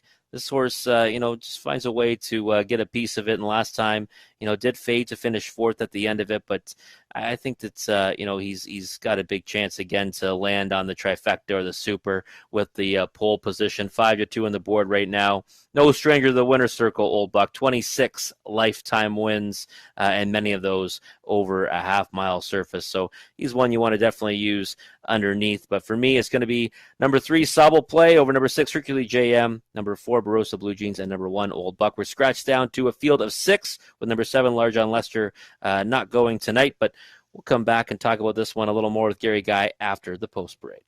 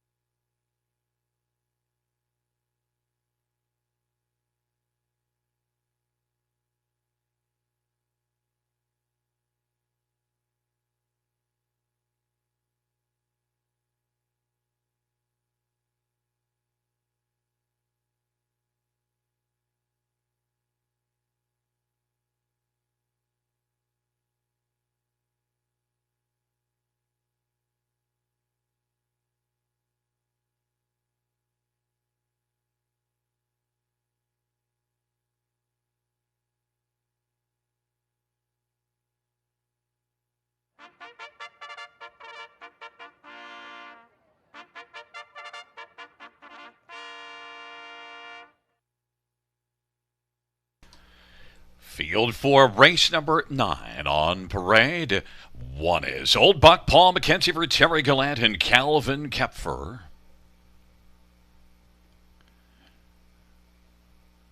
Number 2, 88 Fingers Louie, Bruce Richardson for John Holding.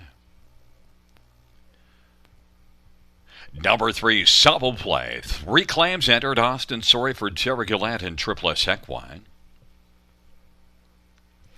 And number 4, Barossa Blue Jeans, Robert Shepard for Bruce Goit. And number 5 is May 2-4, Nick Boyd for Sheldon Rose. Number 6 is Hercules JM, Travis Henry for Chantel Mitchell and Jacques Mercier. And number 7 is scratched. Field of 6, race number 9.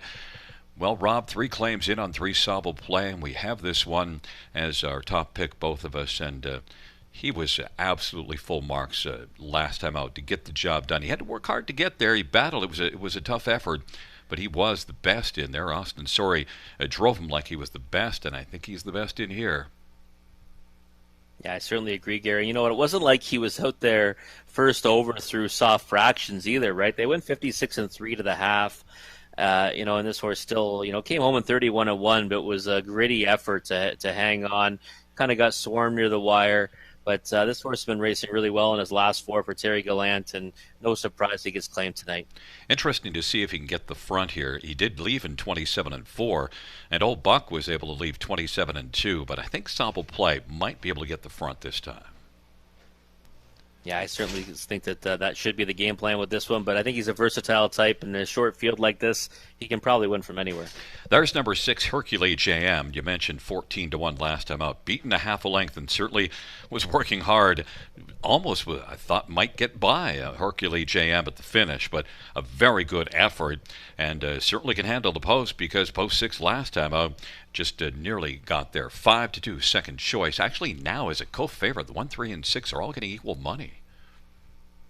Yeah, kind of surprised to see that. I thought that Sobel Play would be the overwhelming favorite. Still think that might happen by post time. 5-2, I would say I'd be a little bit cautious with this one. I thought the effort was strong last time, but I have a hard time backing a horse for the win ticket. If you got 14-1 last week, and now you're only getting 5-2 this time around. Certainly think he is the main play underneath, though. Right now, I think the no respect horse is for Barossa Blue Jeans, because this one actually worked harder than Hercules JM last time out, and was third, a length and a quarter in behind Sobel Play and Hercules JM. And Barossa Blue Jeans also is one that was a decent earner last year, and is one that's got some back class 31 wins. Robert Shepard driving. Barossa Blue Jeans is offering 9-2. Yeah, I actually thought the effort was strong last time. That wide move, and I thought for a second he might actually go forward and clear them.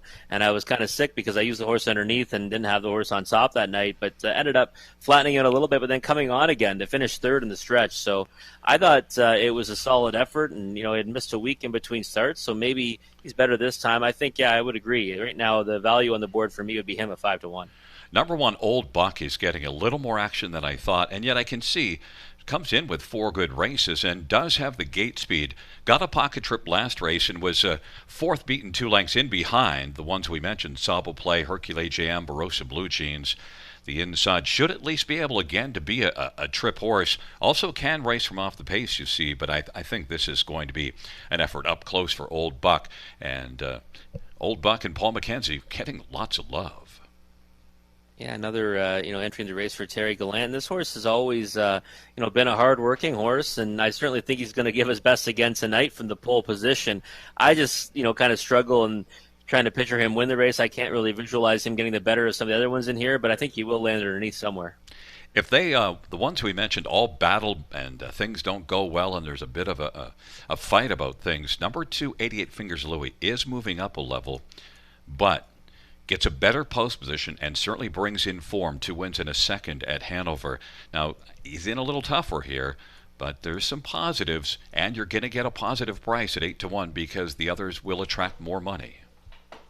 Yeah, I'd be surprised if he gives up a position off the gate. You can see he left out well at Hanover. Got away second from the 7 hole and from the 6 hole. And I saw that last win live. I watched it, on the live stream, and he raced really, really well to get there. He got past a pretty big-time favorite at the wire. So, the effort was strong enough. 9-1 on the board. Might be onto something here, Gary. Well, 88 Fingers Louie will have to be tuned up if he's going to get the job done in here because he's in a little snugger, but you're getting 9-1. And now 8-1. Field taking up positions, a field of 6. Old Buck, 88 Fingers Louie on the inside. Sable Play, Barossa Blue Jeans to the outside. May 2-4 and Hercule JM.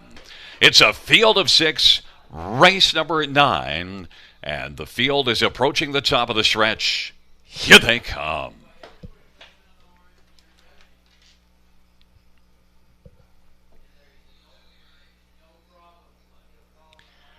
Field for the 9th race. Gathering speed. Approaching the start.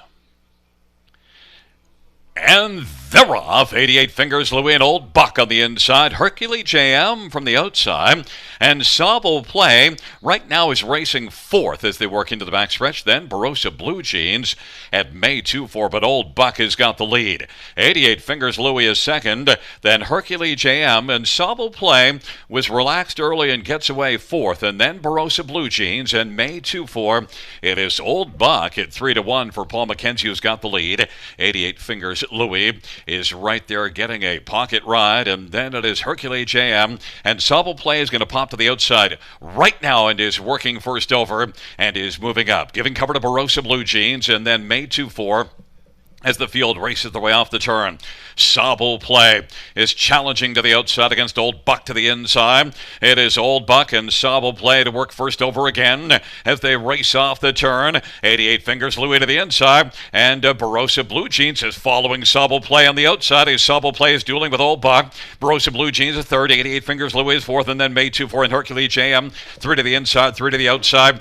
A 1 minute and 3/5 halftime. A nice breather of 31-4 in the second panel for Old Buck. Sable Play on the outside has come on forward now, is only about a head off the lead, but still has work to do to get Old Buck. And then Barossa Blue Jeans is looming and is getting up a little bit closer. 88 Fingers Louie on the inside. And then it is back to May 2-4 and Hercule JM. Old Buck is hanging game on the inside. Sable Play in the center.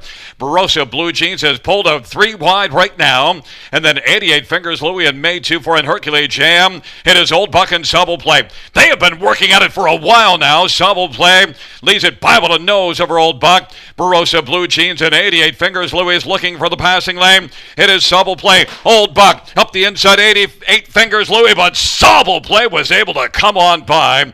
Sable Play, then 3 across the track for second between Barossa Blue Jeans and Old Buck and 88 Fingers Louie, but Sable Play doesn't mind playing first up, just keeps on grinding forward. Yeah, another win and another trip first over. Austin Story knew he had the best horse in the race, and he drove him accordingly. A couple of stablemates looking at each other in the eye for a long way in that mile, and I think they finished 1-2 still. Nice effort from Old Buck to stay game on the inside. We took a lot of money in here. The board was speaking to us, and he ended up being second best to the favorite. Well, Old Buck also was able to get the half that would help, 1 minute and 3/5 of the half. Got a second panel breather. and it did stick around a good long chunk of the way. And we'll see if I think Old Buck was second. We're just rolling ahead. Yes, was second, and that was a very game effort for Old Buck to finish second. But it was really helpful, the minute and 3.5 in a mile of 58 and 4. Oh, definitely, yeah. And I mean, when you figure, Austin Story was in certainly no hurry to clear there because, he knew he could just float up, and this horse has been good first over. So he's better off just sitting out there until someone did challenge. That's what he did, right? Until Barossa Blue Jeans came forward, he just sat on the outside of Old Buck because I think he knew he had the measure of that one whenever he wanted. But Austin Story, like I said, has a real knack for grinding horses down in the first over position, and another one here was Sable Play at 3-5. And we mentioned 88 Fingers Louis was moving up, but would get the chance with gate speed to be a factor, and was right there digging and finished third at 9-1. Barossa Blue Jeans was a solid effort, but pulled 3 wide, maybe a little bit early, but you can't really fault Barossa Blue Jeans. Wanted to get up and get playing, and pulled off of Sable Play. Finished fourth at 6-1. Coming back in front of us is number 3, Sable Play. Sable Play is a 5-year-old shadow play bay gelding. Austin Story, the winning driver for trainer Terry Gillette, and Triple S Equine, third win this year, 13th lifetime. Sable Play, 158 and 4.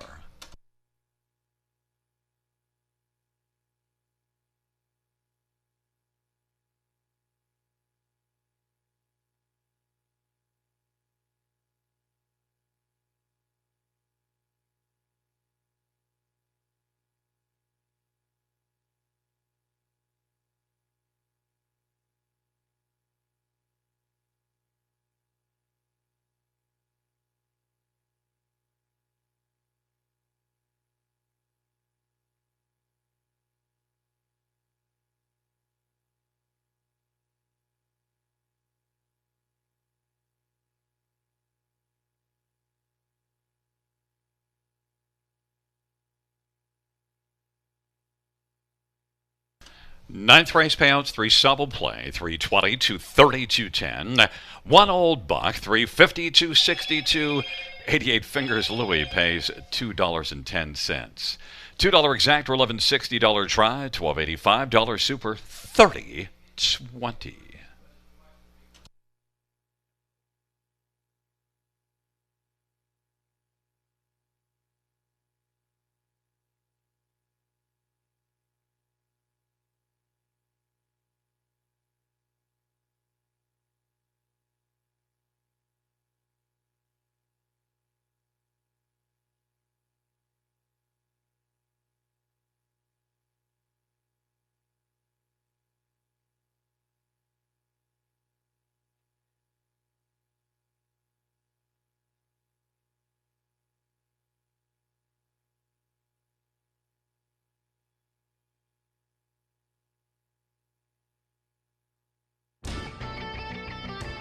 Fans note in the 10th race, single claims on 6 mocked up and 9 Seymour Little. Single claims on 6 and 9.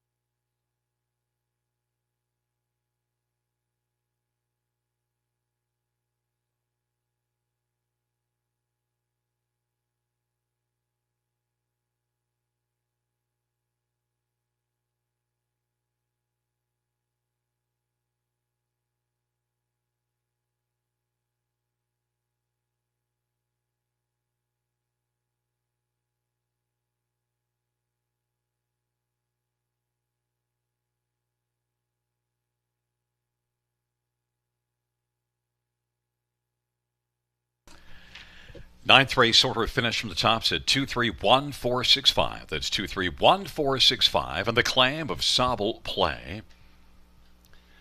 Out of race number 9, the new owner Rick Ryer, the trainer Rebecca Geisel.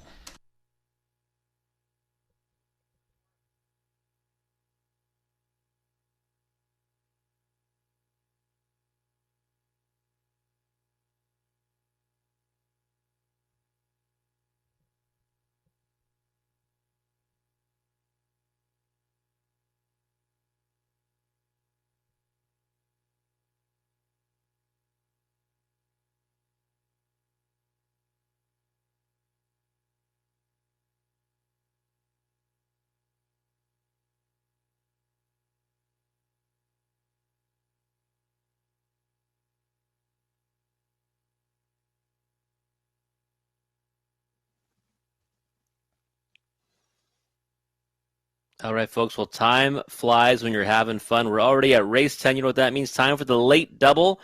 And we've got Pacers, Claimers for the price tag of $7,000. And if you remember last time in this class, I was all over Cal Hanover as my number 1 pick with a bullet. But this time, folks, I am going to number 9, Seymour Little, because this one gave me a heart attack last week when him and Nick Boyd came out of nowhere and sprouted wings late to only miss by a nose. They were flying in the stretch, and the photo was way closer than I wanted it to be. And someone else saw that effort too, because this is going to be a claimed horse tonight, number 9, Seymour Little. I thought the effort was a very strong one. Post 5 last time, got away 7th. Might need a little bit of luck from the second tier tonight, but 3-1 on the board right now. That's a giant size price, I think, on this one after the way he raced in his latest. For second, I'm going to go right back to number 2, Cal Hanover. You know, I loved him last week. He went to the front, made every call a winning one, held on by a nose at the end. But I think this time around, I thought he'd be, maybe the favorite in here, or at least bet down more than the 5-1 that he is now. I still see him as a solid play underneath. For third, number 3, Mystic Messenger. I think this one just has a chance to maybe, secure a piece underneath and land on the trifecta or the super. He hasn't raced since June the 18th, but did finish 5th here and against Dreamfair Takati, who was fantastic for a couple of starts here. And then number 6, Mocked Up, the other claimed horse for Terry Gallant. And this one finished 3rd last time. Nice effort, actually, to finish 3rd over at Georgian Downs in the off-going. I think this one should be able to get a piece of it somewhere underneath tonight. And now that he's claimed, maybe even want to look at a win ticket on this one at 10-1. Right now, the favorite, Fuzzy Wuzzy Was a Bear, the rail horse, 6-5. I don't have this one anywhere. And, we'll have to see if he ends up racing to that early money. But I don't have him in my top 4. Anyways, the horses are coming on the track. Gary, guys, going to give you the post parade, and then we'll come back and talk about the second last dash a little bit further.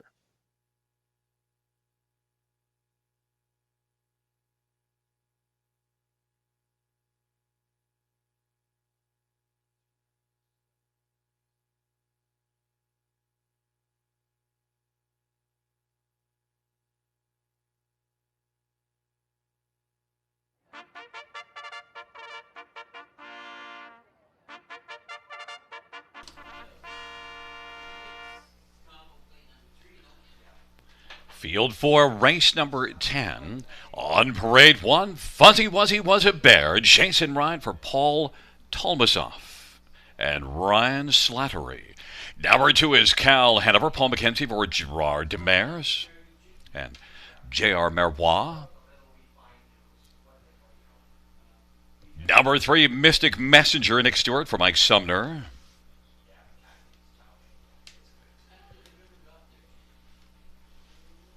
And number 4, Jackson Kayleen Salamore for Christina Soundy. Number 5, Friend Zone, Ryan DeRoche for Michelle Bowen and Felix Racing. Number 6, Mocked Up, Austin Sorry for Terry Gallant and Calvin Kepfer. Claim entered. And number 7 is Top of the Morning, Aaron Byron for Rachel Onema. Number 8 is Evasive Card Shark, John Abbott for Jared Bako and Brandon Guerrera. And number 9 is Seymour Little, Nick Boyd for Clifford McGuire and Nancy McGuire. Claim is entered. Let's get a look at this field for race number 10. It's an interesting race to handicap. Right now, you're getting 3-1 on number 2, Cal Hanover. And Cal Hanover is benefiting from a lot of money on one Fuzzy Was a Bear. Cal Hanover and Paul McKenzie. Strong connections with Gerard Demers, and this one does have wins in a couple of the last 5 and has really looked good here, including that first up effort 2 races ago. Got the job done last time out and was your top pick, Robert. You had to sweat it. I didn't have this one. I had top of the morning last time, but I am going to Cal Hanover. I get 7-2 and a favorable post position. Yeah, that price is a little bit out of line right now, I think. I can't believe this horse is 7-2 right now. Last time he got 4-1, but it was a really nice effort, really left out in 27-3. Start before that, got scorched trying to get to the lead, never ended up getting there. And this horse has been racing well in each of his last 3. Shocked at 3-1 on the board right now, Gary. I anticipated a decent price, but not because of the 1 getting bet. I thought the 9 would be the favorite. Seymour Little, your top pick. Claim is in flying late and came from way off the pace, can handle the trailer post. Oh, yeah, I think so. I think that, this horse is versatile, and looking back at his lines, he's gone to the front, before, and that's going to be tough tonight, but he might be able to get away well and maybe try a quarter pole move or get to the lead by the half. But either way, we saw him come from way out of it last time, and he just missed by a nose. I mean, if he had 1 more inch of racetrack, he'd be the winner. Again, shocked by the price. I agree with you. I thought Cal Hanover would be around maybe 5-2, and this one would be around 9-5. There's a look at number 9, Seymour Little, for a moment on the screen. But now number 7, top of the morning. I did take this one last time. I wanted to be smart and take it again, but I just got a little scared away by the post position. But I have a lot of respect for this horse, and also a 14-year-old. Nothing left after this year. Might as well get all you can get. Rachel does a nice job getting this one ready. Top of the morning was a big factor last race and battled hard. Yeah, definitely, and raced really well his last 4 starts. Has hit the board in one of those starts, and 39 lifetime wins, almost 250,000 in the bank. Post 7, I think it's going to be too tough of a task tonight to get the win ticket, but I do think this one can land on the Super. That's for sure. And you're looking at 18-1. There's number 6 mocked up. The claim is in. This one could be dangerous because that was a nice effort at Georgian Downs, much better than had been racing, and dropped down and really sharpened up. And 56 and 2 mile on a track that was off a couple of seconds. Yeah, this is the one that intrigued me, and right now it's 6-1, taking a little more money than I expected, and maybe that's a good thing. Claim tonight, so there is no tomorrow for the current connections. Nice effort last time, and you go back at Mohawk Park. Brilliant Corners won by a wide margin, so this horse wasn't as far out as it appears in the program. There's a look at one Fuzzy Was a Bear. Well, was very quick off the gate on the sloppy track last time up, but paid for it in the late going. The track is fast tonight, gets the inside post position, and a lot of love has been the favorite throughout the betting cycle. Now 2-1. Fuzzy Was a Bear. Yeah, this is one that, I looked at, and I saw that replay, and I just thought that, okay, this horse does have a lot of speed, has rail control today, but, what's the trip scenario going to be? He's going to go to the front probably, but it's not like it's going to be easy sledding in here, I don't think. There's quite a few that appear alive to me. So, I mean, the board is speaking to us. There's no question right from the get-go, and steady money throughout. But, so obviously, we'll see if he runs to those odds today. Well, he's made the top 2 in 14 of 27 starts, and 9 of those were wins. So he certainly has some credentials. And right now, as expected, now number 9, Seymour Little, is the favorite at 2-1. That's more the way I thought it would go. Cal Hanover at 5-2. Fuzzy Was a Bear is now 3-1. And the field for the 10th taking up positions. Fuzzy Was a Bear, Cal Hanover, Mystic Messenger on the inside. In the center, Jackson Colleen Friend Zone. To the outside, mocked up on top of the morning, an Evasive Card Shark. And the second tier, Seymour Little.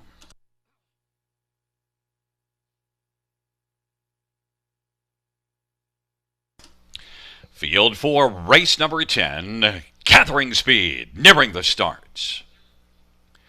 And they're off, and it is Cal Hanover, Fuzzy Wuzzy Was a Bear, Mystic Messenger, Jackson Colleen, Seymour Little now driving through into the front four, as racing fifth now is Jackson Colleen, then Friend Zone, then mocked up in top of the morning at Evasive Card Shark. But it is Fuzzy Wuzzy Was a Bear who right now has the lead. Cal Hanover, though, got out well and is racing the pocket, then a gap of about 2 1/4. Mystic Messenger third, Seymour Little can be seen fourth right now, then Jackson Colleen and Friend Zone as the field works their way on past that opening quarter. Then it is mocked up on top of the morning at Evasive Card Shark, 28-1 the opening quarter.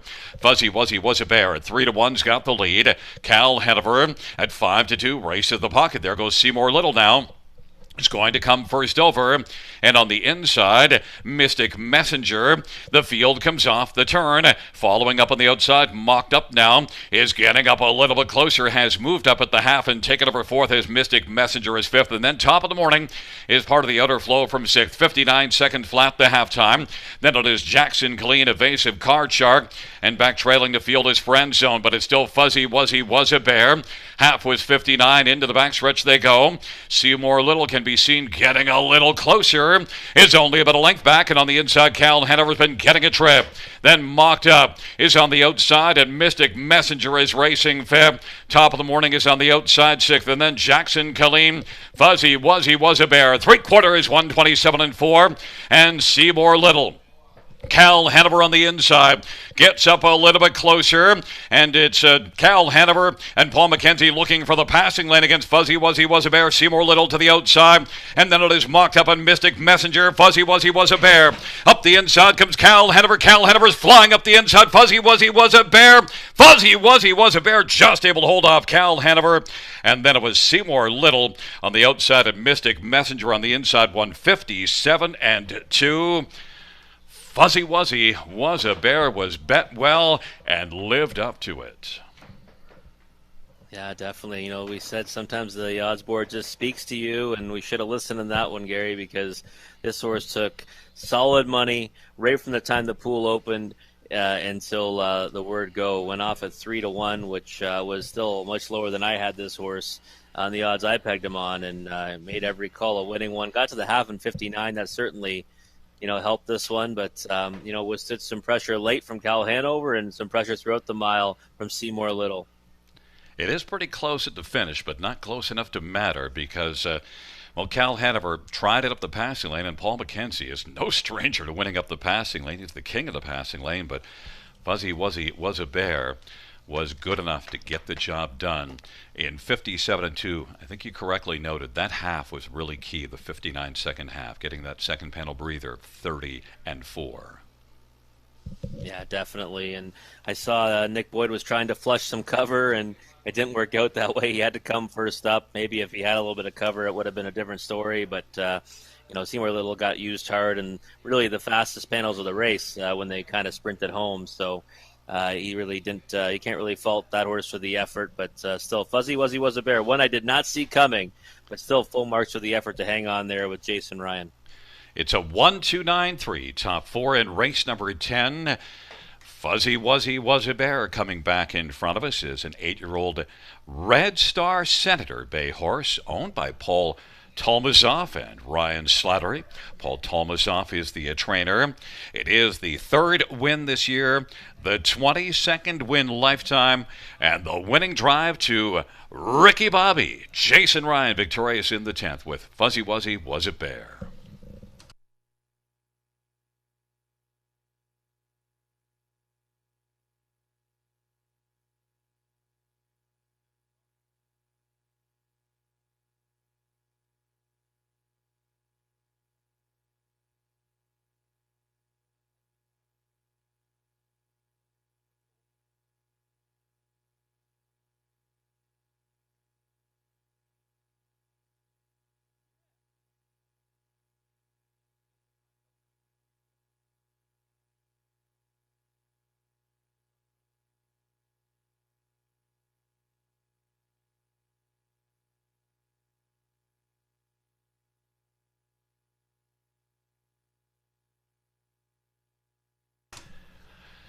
The 10th race payouts. 1 Fuzzy Wuzzy Was a Bear, 840 for 32.80.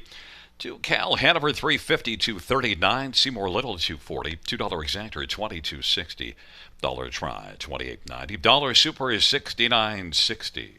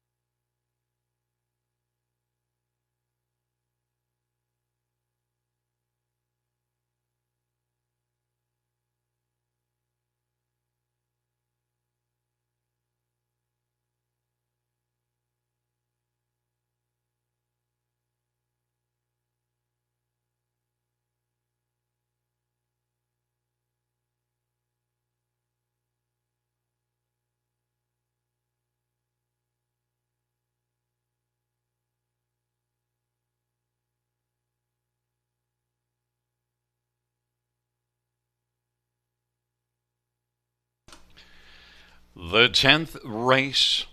Order of finish from the top. 124-675-983. That's 124-675-983. And the claims. Number 6 mocked up the new trainer, Albert Smith. And also claimed number 9, Seymour Little.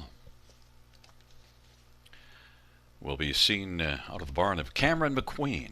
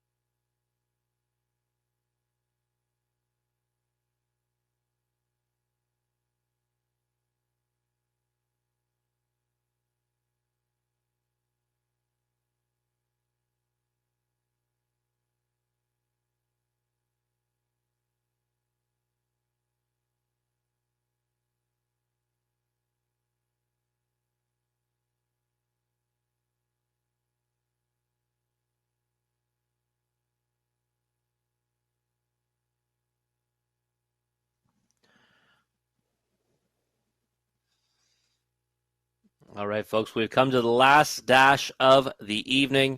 Race number 11, you know what that means. It is super high five time. So if you're looking for a big payout to finish off your night, you want to definitely play that wager.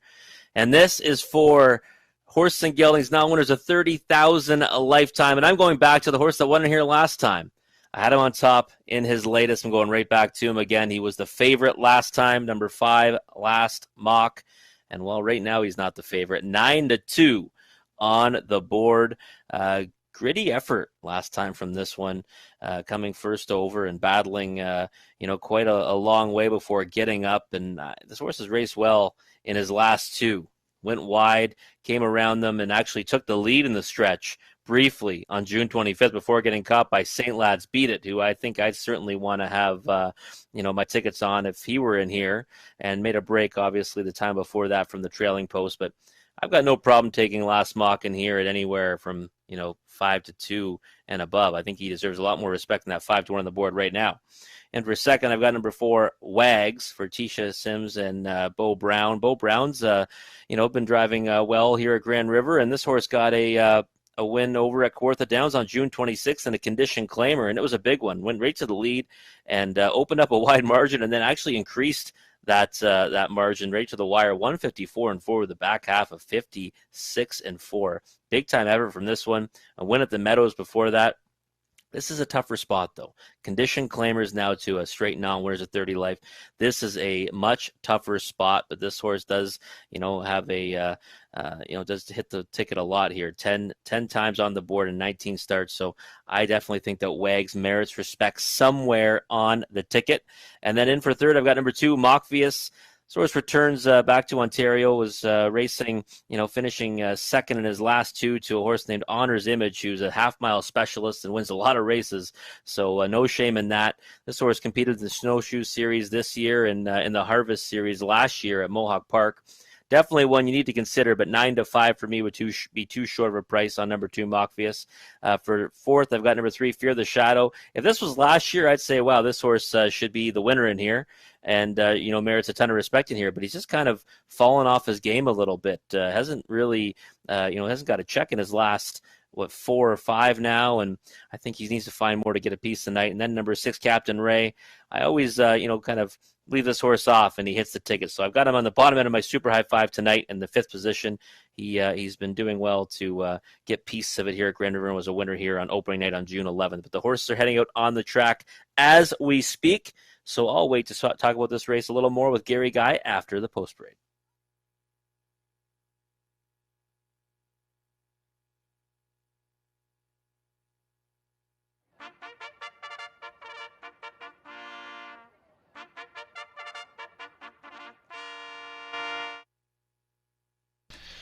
Field for the 11th on Parade 1, Perfect Rolo, Jason Ride for Kelly Duval Lakai. Number 2, Mockvius, Austin Sorry for Todd Ratchford and ECS Racing. Number 3, Fear the Shadow, Brian Donovan for Harry Martin. And number 4 is Wags, Bo Brown for Tisha Sives and Michael Goldberg. And number 5, last mock, Aaron Byron for Mark Winnicott and John Nicholson.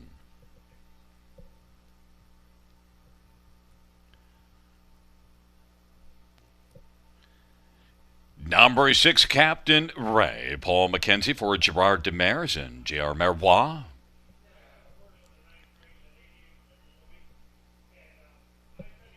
Number 7, Sobel Attack, Anthony Hahn for Otis Hall and Sobel Hill Farms and Estusito Racing. Number 8, At the Beach, Hanover, Steve Houdon for Gino Toscani.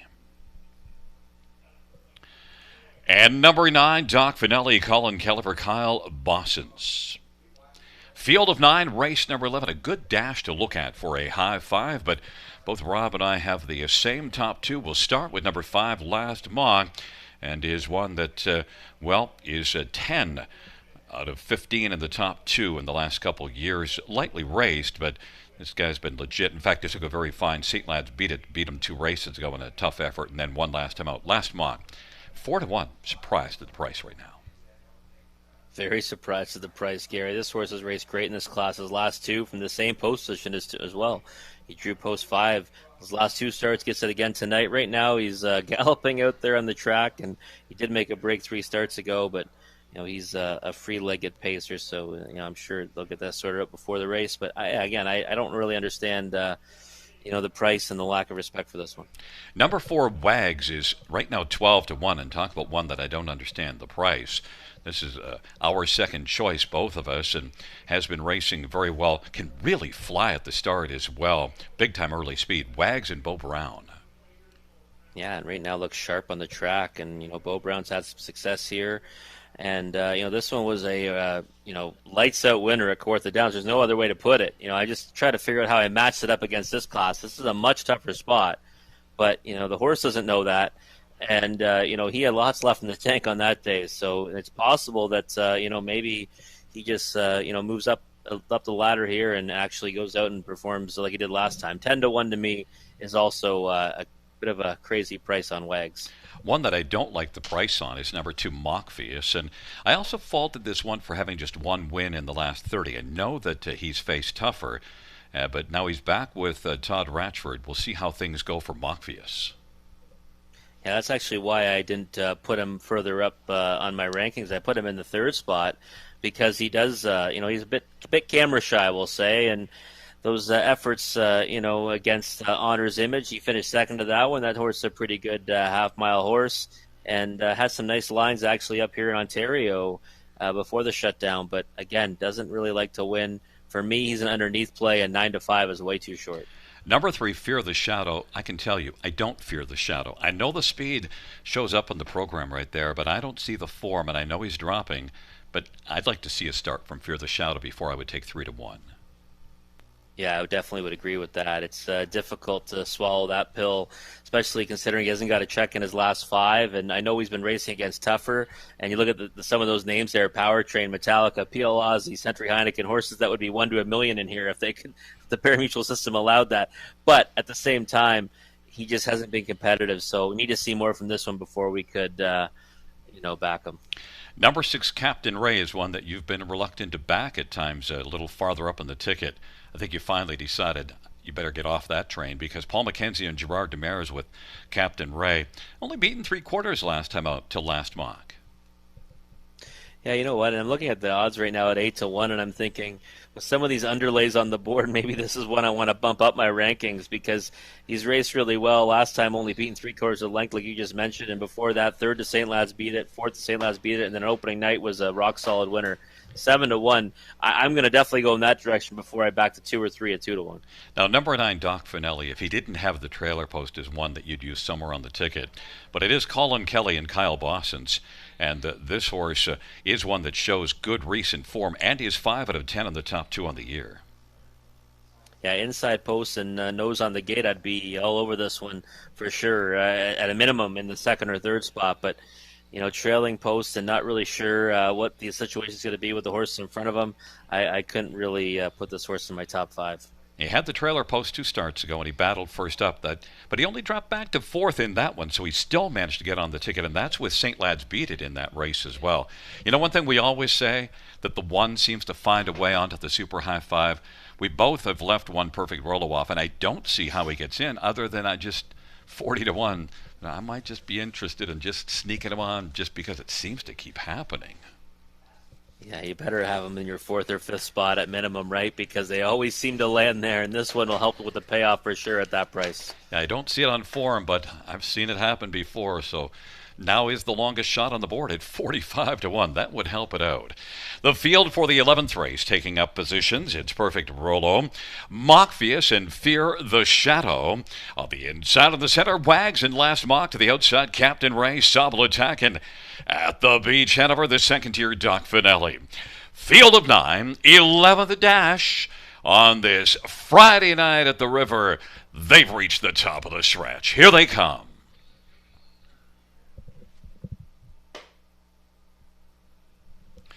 Field for the 11th race is at the start of the rough, and Wags will leave out with perfect Rolo and Mockfius and Last Mock and Captain Ray. They drive it into the turn, and Wags is able to come on and quickly grab the lead. And going off stride right now, Last Mock made a break. Mockfius is second. Perfect Rolo is able to Rolo to a third start as they race on towards the opening quarter. Then it is Fear the Shadow. Doc Finelli is racing fifth. Then Captain Ray and Sobel attacking at the beach. However, it is Wags now at 10-1 who's got the lead as they work around the turn. Mockfius is racing position second. Perfect Rolo is third. And then it is Fear the Shadow and Doc Finelli. And Captain Ray and Sobel attacking at the beach. However, they race the way off the turn. The field comes on towards us. And it is Wags and Bo Brown who's leading it. Mockfius and Austin Sorry is second. 2 lengths in arrears. Fear the Shadow now. Marching to the outside first over. Then it is Perfect Rolo. And Doc Finelli is well spotted second over. Now on the outside, Captain Ray as they work into the backstretch off a solid half of 56-2. And it is still Wags who's leading it. Wags and Mockfius and Fear the Shadow to the outside. Doc Finelli's on the back of Fear the Shadow and advancing and looming. And then on the inside, Perfect Rolo is dropped back to fifth. And then Captain Ray is now to the outside and is sharing fifth with Perfect Rolo, and now is taking over fifth. Perfect Rolo to the inside, and then Sobel attacking at the beach. Hanover. It is Wag still digging in on that final turn.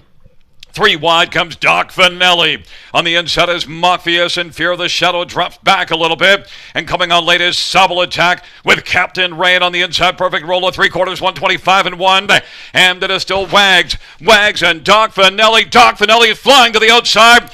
Doc Finelli's going to come on by and win it over Wags. And then third was Mockfius. Mile of 155. Doc Finelli and Colin Kelly was able to score from the trailer post, Rob. Yeah, worked out a really nice trip there, that's for sure. You know, I didn't see that coming in here, and wow, Wags went a long way in the front end and went, pretty big fractions too, and just gave it up at the end there. Doc Finelli and Colin Kelly, hard to keep Colin off the, out of the win column, and just did so, and a nice price on Doc Finelli at 12-1.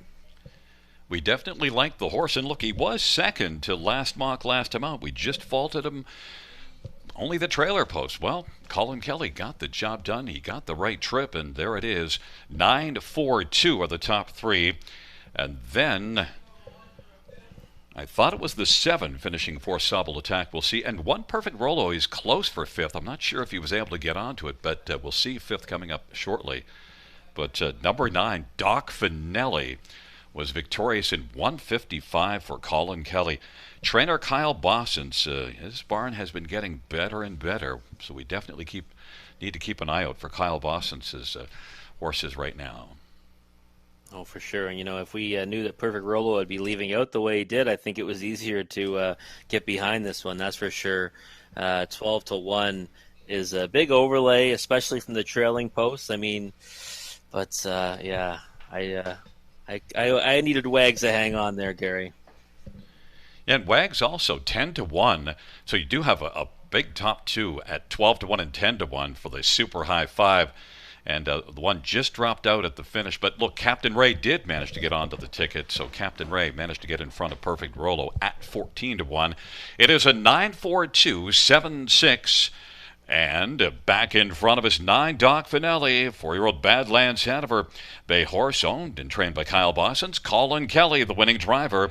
It's the 3rd win this year and the 5th lifetime for Doc Finelli. Victorious in 155 flat.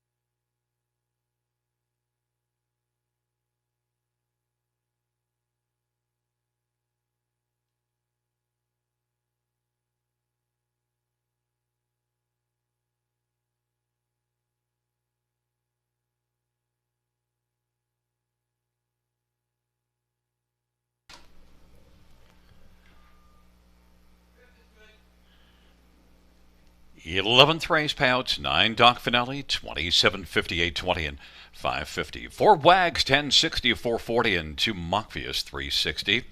$2 exactor, 177.60. The dollar try, 295.95. Double, $155. Dollar win for returns.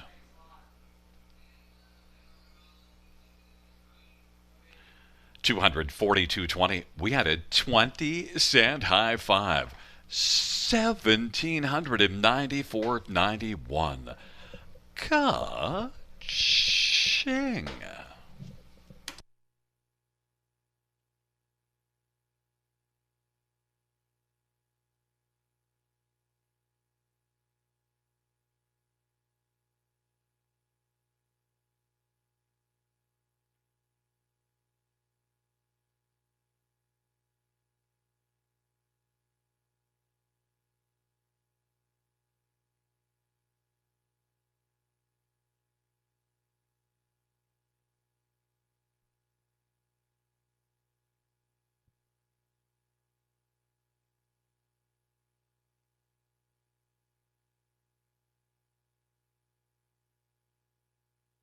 The 11th race order finish from the top, 637-295-481. That's 637-295-481.